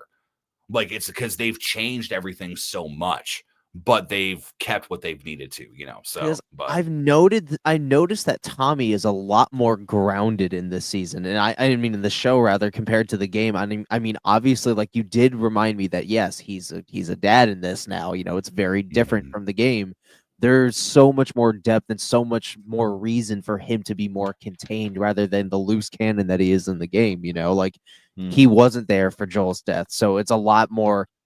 I just wasn't there, a softer kind of blow rather than I was there and I was literally, I felt fucking useless, like there's more of a softer blow there for him to keep his head on straight. Like, I don't know if he didn't console Ellie in the game after she killed Mel and Owen, like, right? I don't think he was even there for that, was he? No, he showed up after, and it's that was actually kind of closer to the game than that whole interaction happened in the game. Is that there's this sound effect that happens to Ellie every time that she's having a panic attack. It's like a ring, right? Yeah, it's that ringing sound effect where like this like vibration and like the world's getting, harder and harder to handle. And yeah, that happens for her when she opens up Mel's coat and sees that she's pregnant, and she starts grabbing her stomach and hyperventilating. You think she's going to throw up. And Tommy comes in. She points her gun at him. She doesn't know who he is, but he basically he's like calming her down. Like, hey, it's me. Like, Jesse's with him. And all Ellie can say under her breath is, I'm sorry. Like, over and over again. Like, it's like because I think that she didn't even really explain what was even happening. She was so shell shocked by what she did, because it's like, that's the fucked up about revenge, is that this is where it will push you, is that it's like, no, she killed a pregnant woman. Like, she didn't just kill a mother. Like, it's like and what's worse is that in the game it was deliberate, but in the show it was a fucking accident. Yeah. And that is yeah. Dude, like what was your guys' reaction to that? Like seeing something so intense like that? When it came to like the moment and I saw Owen and fucking Mel like talking about Abby and like discussing the map, I was actually in bed with Ash and we were watching the episode, and I was just like, oh fuck, they're doing it. And like immediately I knew what was happening. I was just like, oh my god, it's this scene. And I just started like it was getting really tense. And I was just like, oh my god, because like I didn't know what the brutality level was going to be. I didn't know if they were going to go straight from the games, where I know it was a lot more like, I'll let you guys go, do it slowly, like, nah, she was more aggressive in the game. Like, no, where the fuck is Abby? Bah, bah, bah. Like, she was just, like, kill now, hopefully get the answers out of you before you bleed out. Like, no, they made it so much more emotionally driving, and it's kind of making her spiral. And if I'm being honest, as a viewer of the show and kind of knowing what happens in the games and like, where Ellie's decision making is going forward, I think this was the moment where she started to like reconsider what she's doing, and like this is the moment that changed her and was like, fuck, like maybe what I'm doing is fucking wrong. Well, like I said, I think it was episode 5, it was me, you, and Eric on. Yeah, and I was saying when she's not with Dina, she has like the cement wall where she can do whatever. You could kind of see when she got back to Dina after that, she started to like be like, I shouldn't have done that. I fucked up bad. And now she's gone too far. So she's like completely gone now.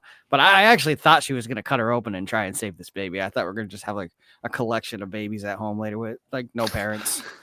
Yeah, dude. Like it was brutal. Like the whole scene and just all of it going down, and just the final decision to just like put the shirt back down and just like letting letting it die, just that, because like it's like she doesn't know what she's doing. So in that moment, that's not only like her inexperience talking, but like that's her morality talking. It's like, I don't know how to do this, and this is like a human emotion she's having, but she's also coming to the grips with, I just killed this very pregnant woman and her child, and now like she could have had the choice to save it but didn't know how. So it's like in that moment you don't know what you're gonna do, and you're already kind of coming to grips with one thing. Now you're coming to grips with something else, and it's also relevant in your world. So it's like, am I any better than what I'm going after?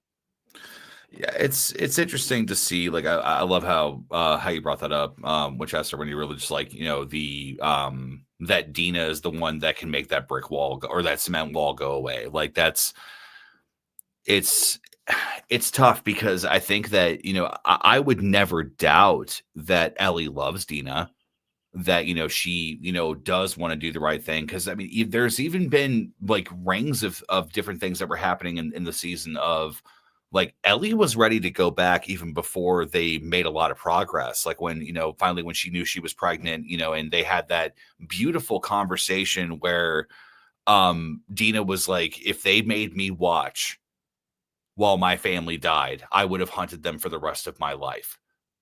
And it's like it's that moment of like, when you're with your significant other, and it's like, they know that the risks are this, and this, but they're standing by your side, whatever your decision it is that you're going to make. Yeah, I think the worst part with that is she opened up to her like that, and it took till now for Ellie to tell her the whole backstory of what Joel did and why she was hunting him down. And you kind of see in Dina's face that she's like, she was disappointed. If I knew that, maybe it would have been, I would have told you something different to get you to go home. Yeah, it's like maybe me supporting you so hard was kind of a bad choice, because I feel like in a way, like she kind of understands what Abby did now, in a way. Like now it's like, are what we're doing the right thing? And now after the finale, and Jesse, unfortunately, man, rest in peace, my only other Asian brother in this fucking show, he bit the dust. He bit the bullet, literally took it to the fucking face, and is now gone. And we have that in the mix for Dina Psyche now too. Ellie is getting everybody that she loves killed, and now Dina's in the middle of it. And Dina got hurt too. And now she's also pregnant. So, and she never got to tell Jesse herself. Yeah. But like, I know obviously that's going to come up between her and Ellie, and that's going to cause some friction, a lot of friction. But at least Ellie has the peace of mind to give to Dina that he knew. He knew he was going to be a father. He knew that he was the father, and that's going to be comforting. And I love that that's still going to be out there to be brought up. But this just shows how selfish, how right Jesse was with talking about how selfish Ellie is. Everything that Ellie does is for Ellie. Like she really does not think about these other people in the broad scope of like the bigger picture of their lives and their future. Like she thinks about them like, yeah, she loves these people, but she's fucking blinded by this thing. And she, like you said earlier, she's an addict. Yeah. It kind of made me curious. I can't remember exactly the numbers, but when they voted on if they were going after them or not, wasn't it 4-5? I remember thinking to myself was because my first assumption was, so Maria, Tommy, and Jesse all voted yes. But since Jesse voted no, who voted yes? Yeah. See, I think that's the one thing that I love about it, is that storytelling that I don't know if we'll ever get an answer. Oh no, give us an answer. Because there was no council meeting, there was no vote, there was nothing. It was Joel died, they buried him, people left flowers at his house. It was brand new. Dina and Ellie left the next morning right after Tommy did. Like there was no politics, there was nothing. It was fuck them, they're dying, essentially. So it's like it's completely different. And by the way, I want to say this too, is that I want to give just a huge shout out to the guy that played Seth, for him being the one that stood up to them to say that they, not that it was the right decision, but like Joel fucking pushed him. Yeah. And not like knocked over a 60-plus-year-old man over. Like he could have broken a hip. Like, no, I mean, that sounds funny, but like he was not having it, and he was just like, no, those sons of bitches don't deserve our mercy. He's It's like bunch that of moment, fucking victims. like, and it's like it's such a huge redemption for him because Seth is somebody that you don't even get the full context of what Seth did till damn near the end of the game. And it's like, because everything is just so out of order how they do it. Like, getting to see the dance at the beginning of the season was wild because you don't see the dance until months after the events of Seattle. And it's like, what the fuck, you know? So, but no, Seth's like perspective, like I you know, where I thought I couldn't love a character that was being so mean to her, where it's like, no, like he genuinely made a mistake. He was wasted. Seth kind of showed that with that community how tight knit it is. We could fuck with each other as much as we want, but as soon as an outsider fucks with us, you're done. We're all coming after you. And Seth was the sounding voice for Jackson, man, and he was the least likely candidate to be the one to do so. Yeah. And the way that he did it was beautiful. Like, he was just pissed, dude. Like, he was like, are you fucking serious? Like, you're just gonna give them the permission to do it again and laugh at us. Now, like, are we sure Tommy's the sniper and Seth isn't the sniper? Because he can shoot too. Say Seth, I mean, like, I think it's very easy to say that it's not him, only because he before they left, he said, I would go with you, but I got some friendly fire. Yeah. Whatever. Right. I think I don't know if they ever explained it, but I think it may have just been like a discharged weapon. They may have been cleaning something. Like, it was an accident, you know, that type of thing. But you know, Seth is very minor. You only see him when he gives the steak sandwiches, and then when he says what he says at the dance. You know, it's like it was arc. It was very cool to see that, man. Like, I was really happy with that, and it was.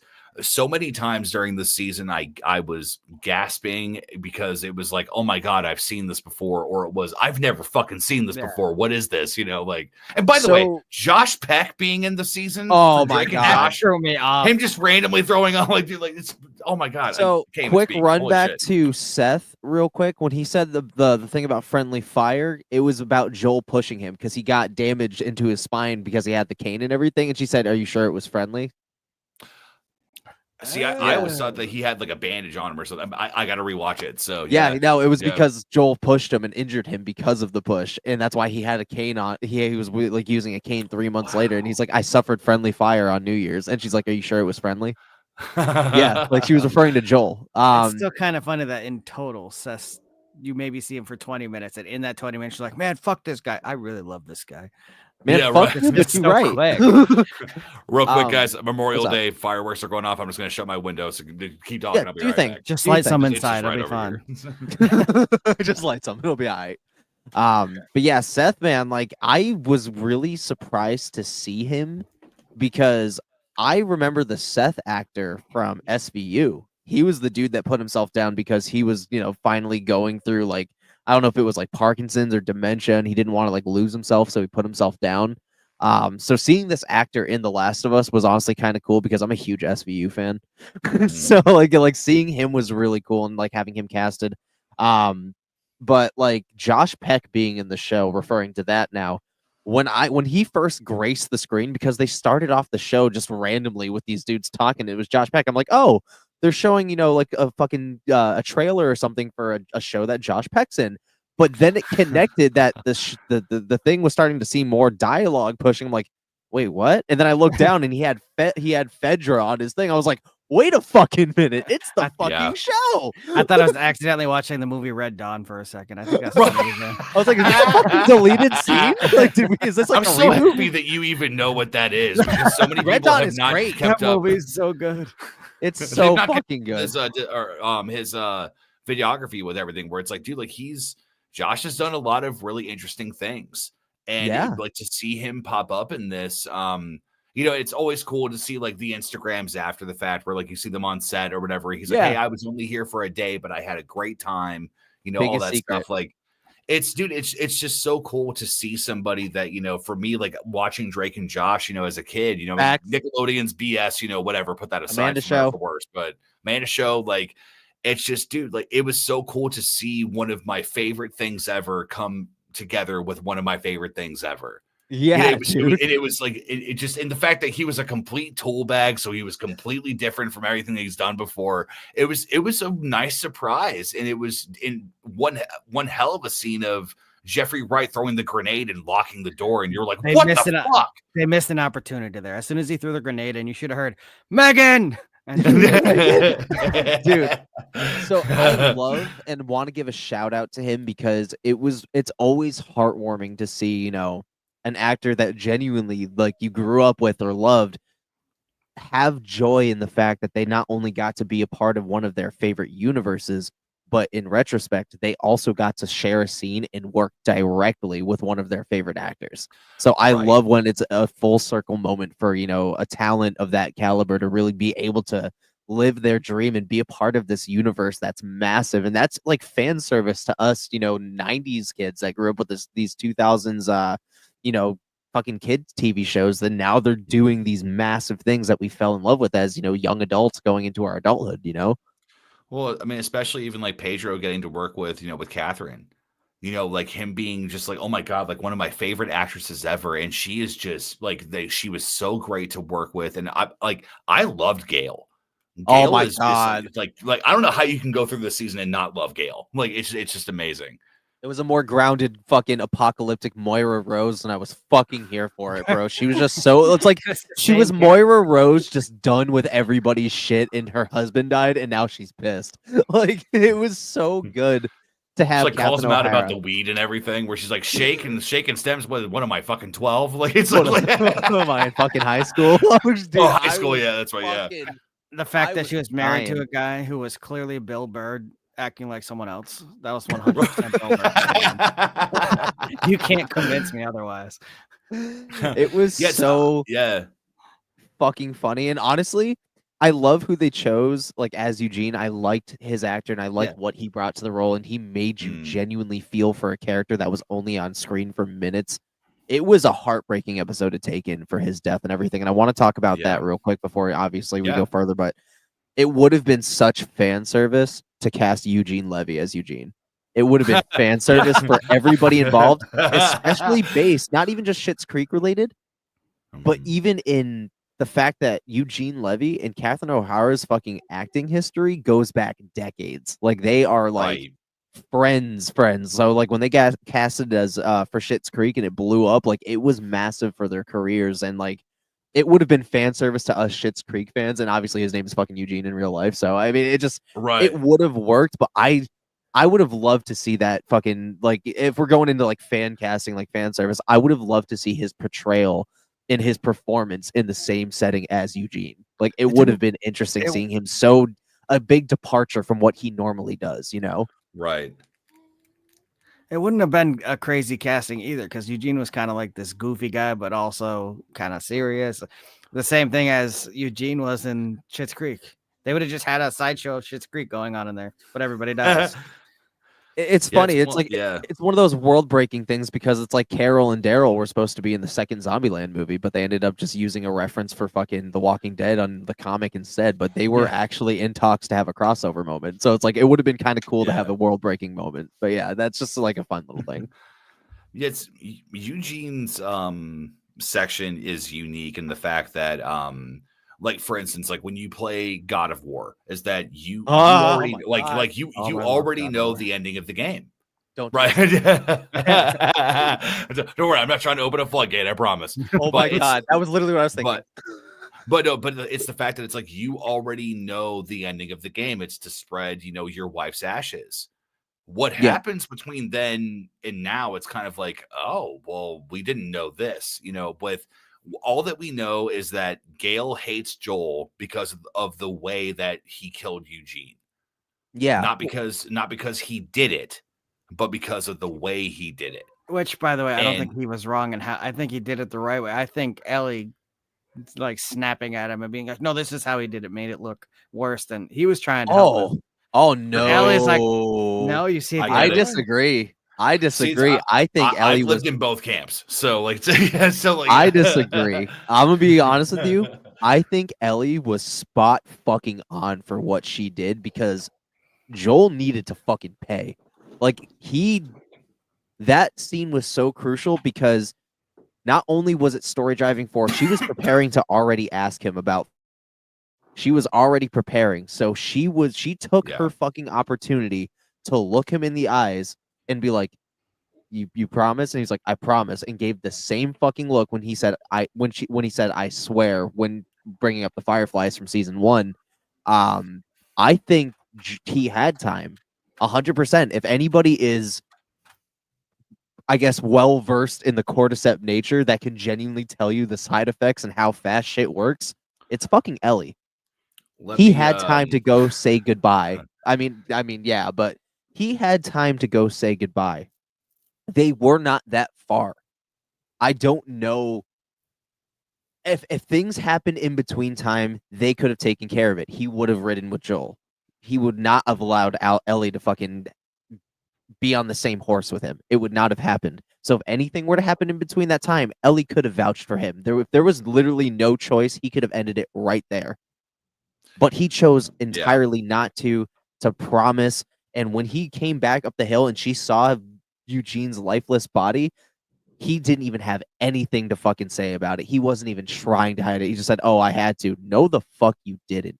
You did not have to fucking do that at all. So outing him, because at that point she also the case was closed. She knew everything about what happened to the Fireflies, so he needed to be punished.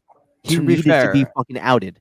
Ellie is now doing that exact situation over and over with Abby's group. True. See, this is that's. I think that's the fair point of where it's like when you look at it and you go, wow, like they're the same person. Yeah. But the thing is, though, she didn't break any fucking promises. He did. Well, I think that the thing that is very difficult to take in with Eugene, and I think I saw this either this morning, it was relatively recent, is that if it is real, if it's in the game, is that there is actually a medical diagram that talks about, have you been bitten? Where? Like where on your body have you been bitten? And it's the idea of that, neck, is pretty much like, I mean, Tess, we never saw her turn, but we know that it was happening soon because, an infected basically kissed her. So it's like they accepted her as their own. I don't want to misquote it, but it was something to the effect of that if you're bit in the torso, you've got 4 to 5 hours before something happens. And it's that thing of that, like, if that is the case, if that's canon, Joel knows that. Yeah. And he did it anyway. Yeah. Because he's addicted to fucking killing. But again, do we know how far they were? I think that with how he said is that with when Eugene said, I think I would say that I have about an hour. So it's like, oh, they had to be close. It could be one of those where it's like maybe they were a half-hour ride. So it's like he's still got at least 20 good minutes left until the last 10 minutes of where his mind's starting to go. It's like regardless is that like I have moments where it's like I get it because you don't want to endanger Jackson, but it's like Joel, like no one understands cordyceps like you do. Your daughter's fucking immune. Yeah. It's that type of thing. Like it's hard because I think that as much as I teeter-totter between different things of like how I feel about the decision that Joel did, is that with this next Joel decision, it's kind of like, man, like, I don't know, like a part of me gets it, but in the same hand is that it's like, don't promise something you're like, you knew you were going to kill Eugene. Yep. You fucking knew it, so it's just, I don't know. It's hard. So it's very hard, but like, if I'm genuinely on anybody's side in this situation, it's Ellie's, man, because like he needed to pay for not only Salt Lake, because he killed fucking Marlene too. It wasn't just a whole hospital of soldiers and a doctor. It was Marlene too, who raised her basically from birth until the events of her going into Firefly boot camp or Fedra boot camp. Like it was deep, and then to go straight up lie again and break another promise. Yeah, dude, like not only did you take, it was basically kind of like a metaphor of like, all right, if this is what you're gonna do, if you're gonna take people's like their chances and their opportunities away, that you're gonna pay for it. And like out of all things, he deserved at least that. Gale was you didn't have to lie to fucking Gale, dude. Yeah. Like, yeah, just own your shit. Like, own it. Like, this is so small compared to what the fuck you did back in Salt Lake. Like, you need to own it. It's leaning back into how Joel and Ellie are the same person. Joel killed all these people, deserving, undeserving, either way for Ellie, and now Ellie's just killing pregnant ladies and people laying down dying anyway. Well, I'm gonna bash your legs in. I mean, think about it. Is that let's live in a world where the surgery happened. Yeah. I mean, we already know for a fact that he was ready to kill all of them when they were only thinking about doing it and planning to do it. If they had been successful, I don't even know if Naughty Dog can make a game out of that. Like, I'll be honest. Like, it'd be like, no, that's a snuff film that's online that literally is that's like called Massacre Simulator. Yeah, right. So body count. Yeah, man. Body cam, bro. Yeah. It's just I think that's what's really compelling just about this, series in general. And, again, it's just my hot take on it, but it's the fact that it's like, no, man, like it asks very tough situational questions of what you would do. And it's, we can all say that, oh, I for sure would never, kill, 19 people in a hospital. But again, going back to, the podcast with the creators is that they're like the love of a parent is unmatched. Absolutely, it is. If you do anything to anyone's kid or if something happens to your kid, it's like, no, I mean, there's no comparison for that. And it's, it's a love that I will never understand, but, because I'm not a father, nor will I ever be. But like, it's that thing of like, no, man, like if somebody hurt anyone I loved like that, you'll burn the world. Your first initial instinct is to kill the world, man. Yeah, exactly. Yeah, like I think honestly the addition of those lines and that final scene that we get between Joel and Ellie, it's because I love you in ways that you may or may not ever understand. And, bringing that call back to, Tony Dalton, man, who fucking better to cast as, the Miller brothers' dad, the way that he cried and emulated, Pedro Pascal. And it sounded like Joel when he was crying and, he had that like almost pinch in his voice. Like, you got a guy that literally could be the father of Gabriel Luna and Pedro. Like, you couldn't have casted somebody better. And, to have that come full circle and, adding those lines in there put honestly the best way you could sum up the reasons for these horrific events is I love you in ways that you'll never understand. And if you ever have one of your own, hopefully you can do way better than me. And that is the best summary that anybody could ever put down. That's my heart leapt for joy when I saw that. What's up, Dan? I said, and she's about to now, because Jesse is no longer a dad, she's about to have one of her own. Yeah. Maybe. Yeah. If Dina still talks to her after this, maybe. Because she might blame Jesse's death on her because it kind of was her fault. That's going to be interesting going forward. Yeah, which I mean, again, the game definitely answers those questions. So it's like whether or not that they choose to go that route where it's like, well, I mean, like either they're going to answer it the way that they gave it to us, or they're going to do something a little different. I think that for me, the only way that this works is if some very specific things remain. And they're not even story plot, things of like, oh, this specific thing happens. It's like, no, like this type of thing needs to exist. Yeah. For this story to make sense, for things to move forward, But again, it's, it's the fact that they've deviated so much, and, in ways where it's like, okay, like I don't hate them. To say that I would hate the deviations of this season I would have to hold season 1 accountable, and I can't because it's damn near flawless. Yeah. But but in the same hand, it's like, man, like I'm worried about season 3 and 4 because of the porch conversation. Like that's something that like as if I could say like there was like one thing about the whole series that I didn't like was I'm like, damn it, like guys, you gave it to us too early. Mm-hmm. Like it's like I'm very concerned about that because I don't know what the hell else they're gonna do because I doubt that there was another conversation that they had You know, it's like, or like maybe there's some more flashbacks we haven't seen that makes sense, but it's just, I don't know. It really bothers me. I was actually just about to ask too, because like with your love for Naughty Dog, Neil Druckmann, you know, everybody that's, you know, been a part of this story for so many years and, you know, has been really kind of, you know, piloting this whole franchise, you know, do you, with them giving it to us this early, and I know that you're not a fan of that, do you trust them though to give us something worthy of an ending for the show comparatively to if they gave it to us this early, there's a fucking reason. You know, they have something planned. Sure. If they already have 4 seasons planned, they can obviously see the end or some kind of shape or form.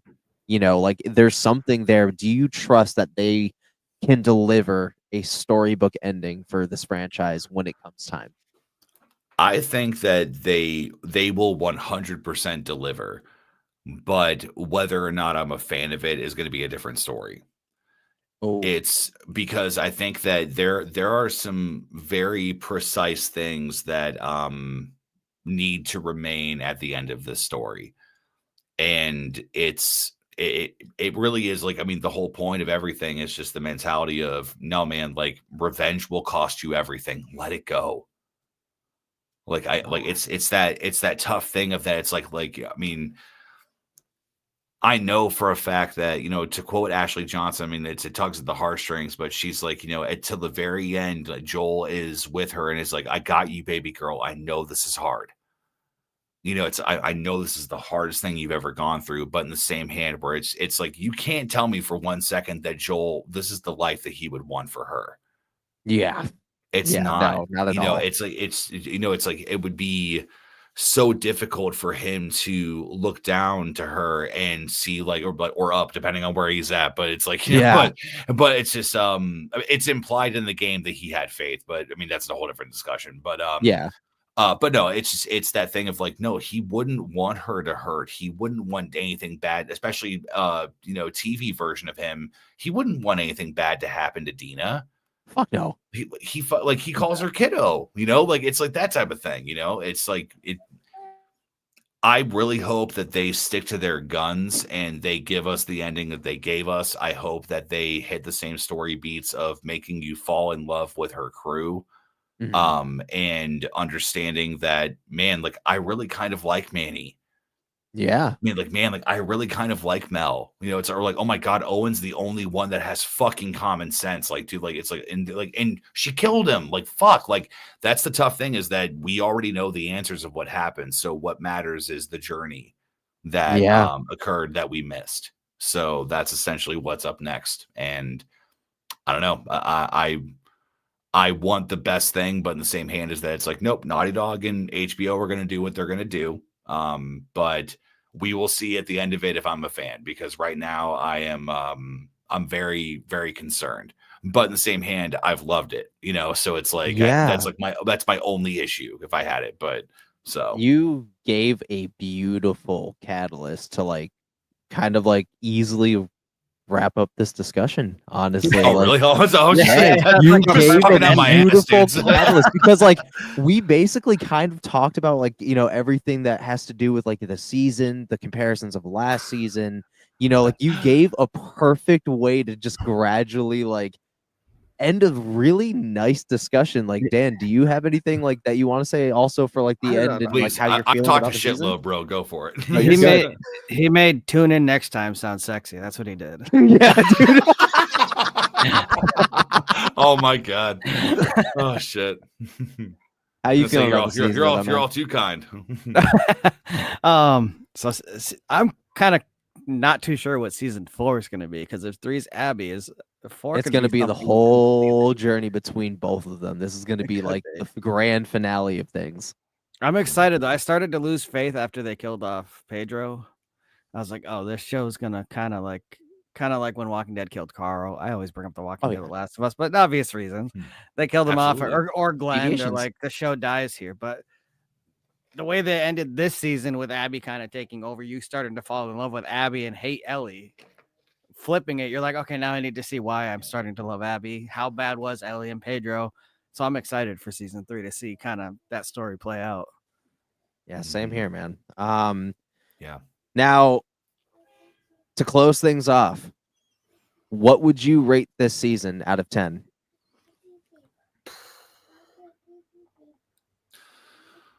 Yeah, all right. Sophie, let's make a choice. Probably so let's I've been quoting that this weekend. What did you rate 1 for comparisons? Oh, 11 out of 10. Oh yeah. Yeah, same. Okay. 2's obviously going to be a little lower. Oh, but by a margin for me. I think I have like a 6 out of 10, 7. Okay. That's fair. I'm at a very careful 8. A very Like, careful 8. That's what I would say is that like 8 out of 10 it's flawless. It's like no, it's like I'm docking some points of like it's not like the stupid Tom Wiseau thing where it's like oh yes I watched your movie, it's 95% perfect, and it's like oh what's the last 5%? He's like oh the lighting was off because he was wearing fucking sunglasses in the theater. It's like that type of thing. But no, it's I think that there's plenty that I was very, very happy with. Like I've got different things that, I'm cautious of, but I think that what they did worked. I think that it is the way to tell the story. So 8 out of 10, I think is a fine thing. Season 3 is going to be tough. I'm going to be very brutal because playing as Abby is long. Or rather, it feels long. So I'm wondering what a 7 episode or if they fucking do 13 episodes as Abby, I'm gonna lose my mind. If this is like oh, we got more episodes. No, fuck you. Stop it. 7 episodes. I don't like it. Unless 3 of those have Pedro somehow, like his life. Before. Yeah, right. Yeah. He's grocery shopping at Big Y for his kid. Give us his dark passenger. Have him just haunt Abby. The ghost. It would be too kind. Way too kind. Honestly, I would, if I'm gonna be fair, I'm gonna give this season. There's nothing that compares to season 1. Season 1 was just the perfect amount of everything. In terms of storytelling. The deviations, the extension of life, and even just all around. Appearances of characters that you just kind of vaguely heard about versus a whole episode of their whole backstory that never even existed in the game. There was really no touching season 1, and I kind of knew that already going forward, especially what I knew about the second game. I give it a 7.5 because hearing about some of the deviations are great, and some of them have been great. But however, I know that this season was very storytelling and there's some deviations that needed to be made. However, I do feel like it was missing a lot of preferred amounts of brutality. Like, I wish it was a little bit more brutal physically. Yeah. I felt like it was missing some pieces there.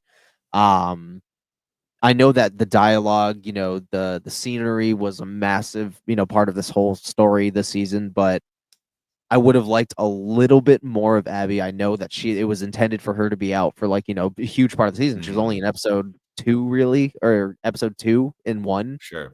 And obviously the final moments of this season. So it's like, I would have preferred a little bit more sprinkles there, even if it was just, fucking nightmare sequences or some shit. And, she's fucking with Ellie. But other than that, I would give it a perfect, 7.5 out of 10. I would have loved way more time with, young Mizzino. I would have loved more time with Jesse. I liked what they did with him, obviously giving him some more, lines to give him more detail and more heartbreak with his death.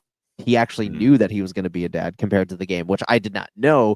So that kind of excites me for other viewers that felt kind of robbed of that in the game. Like, there's going to be an angle where he knew, sure, she's going to share it with Dina. He knew.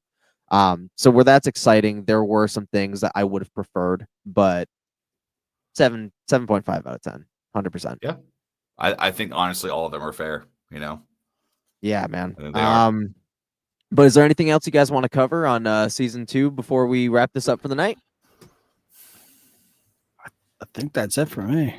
Yeah, I mean, I'll probably remember something at 3 o'clock in the morning. Like, and go, oh, damn it, But I feel like the zombies got put a little on the back burner at the end. Like, you had this giant army at the beginning, and it's like now they can just blow this place up and shoot and stuff, and there's nothing. They're in the woods running away from these guys, and nothing. It was very character driven this season. I noticed, it wasn't focused on the infected so much, so to speak, as it was moments where they served excuse me, like a quote unquote purpose, but they didn't really have a massive appearance and like threat like they did in season 1, where like, dude, no, if they're out, like this shit's about to pick up right now, where things picked up when they were a part of it. There wasn't that tension build. Like there wasn't like threats of the infected finding the theater for whatever reason. Like, it just, it was very dry in that aspect. And I think that's what hurt me a little bit. But in terms of a story, I'm still very much there. And I'm excited for the continuation of season 3 and what's going to come. Yeah, man.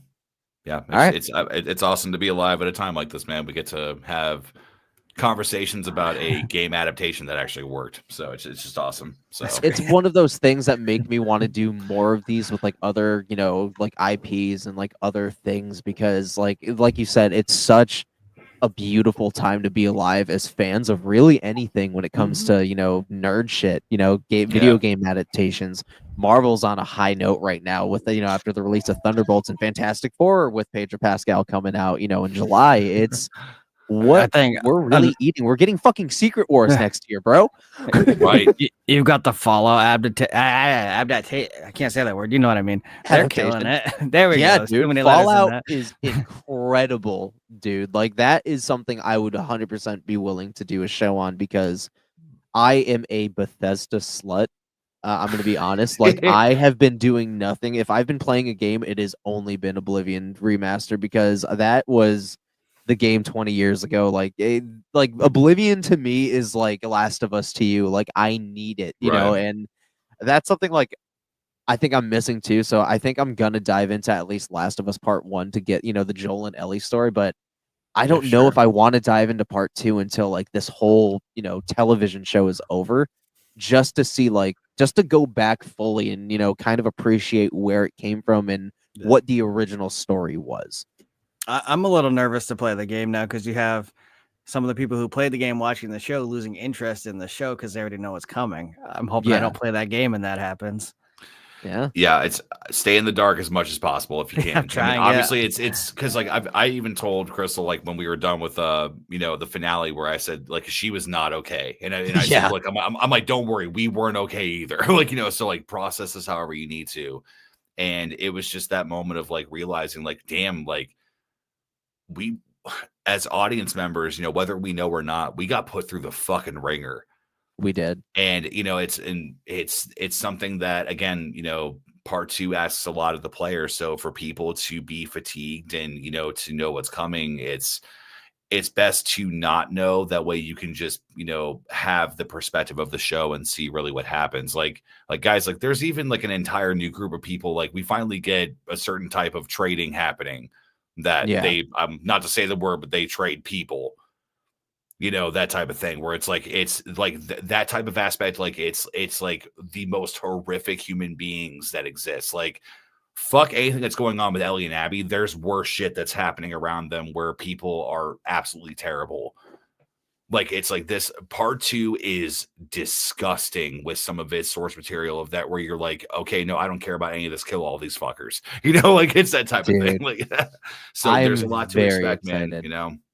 I'm so excited for the future of this show and like where they're really going to push the boundaries of like, some of the things we're going to be seeing, versus what they're not okay with showing. Because I'm like, dude, there are some interesting scenes coming up that I know that are going to shock a lot of people. So like I'm very interested to get there, when the time comes. But guys, it has been a phenomenal live finale, talking about probably one of the greatest shows of all time. Like not even just excusing game adaptation aside, like as a television show itself, it's brilliant, man. Like you don't even have to really play the games to really enjoy what you're seeing. Everybody that is a part of this cast, this crew, they deliver, they come to work and give 110% because it really translates on screen. And it's a beautiful thing to be a part of, with so much entertainment coming our way, and being able to be alive in a time where, some of the things where you're just like, damn, not only 15 years ago, some of these adaptations weren't possible because we just didn't have the technology for it. Like we didn't have a lot of things that were done in, kind of like, fixing certain mistakes in the ways of technology and how we do certain things and effects that it's possible to do it, and I think that has been the most beautiful thing when it came to this season too, specifically, is like, dude, we're going to be eating for a while when it comes to the source material, and I'm really, really excited to dive into more. Yeah, man. All right, guys. It's been awesome to hang out with you guys. This is awesome. Yeah, it's fun. Thanks for having me here, man. Yeah, it's been a really great night. So, guys, you guys can You guys can follow Kyle and Dan on all of their social links down below. They are already all there. Their YouTube channels are there. Make sure you guys subscribe to the channel if you like this content, and be sure to hit that post bell notification when we go live or another upload gets uploaded. Thank you guys so much for hanging out for the live, and hopefully we'll see you guys for the next season of The Last of Us when we do this again. Have a great night, guys. Peace out.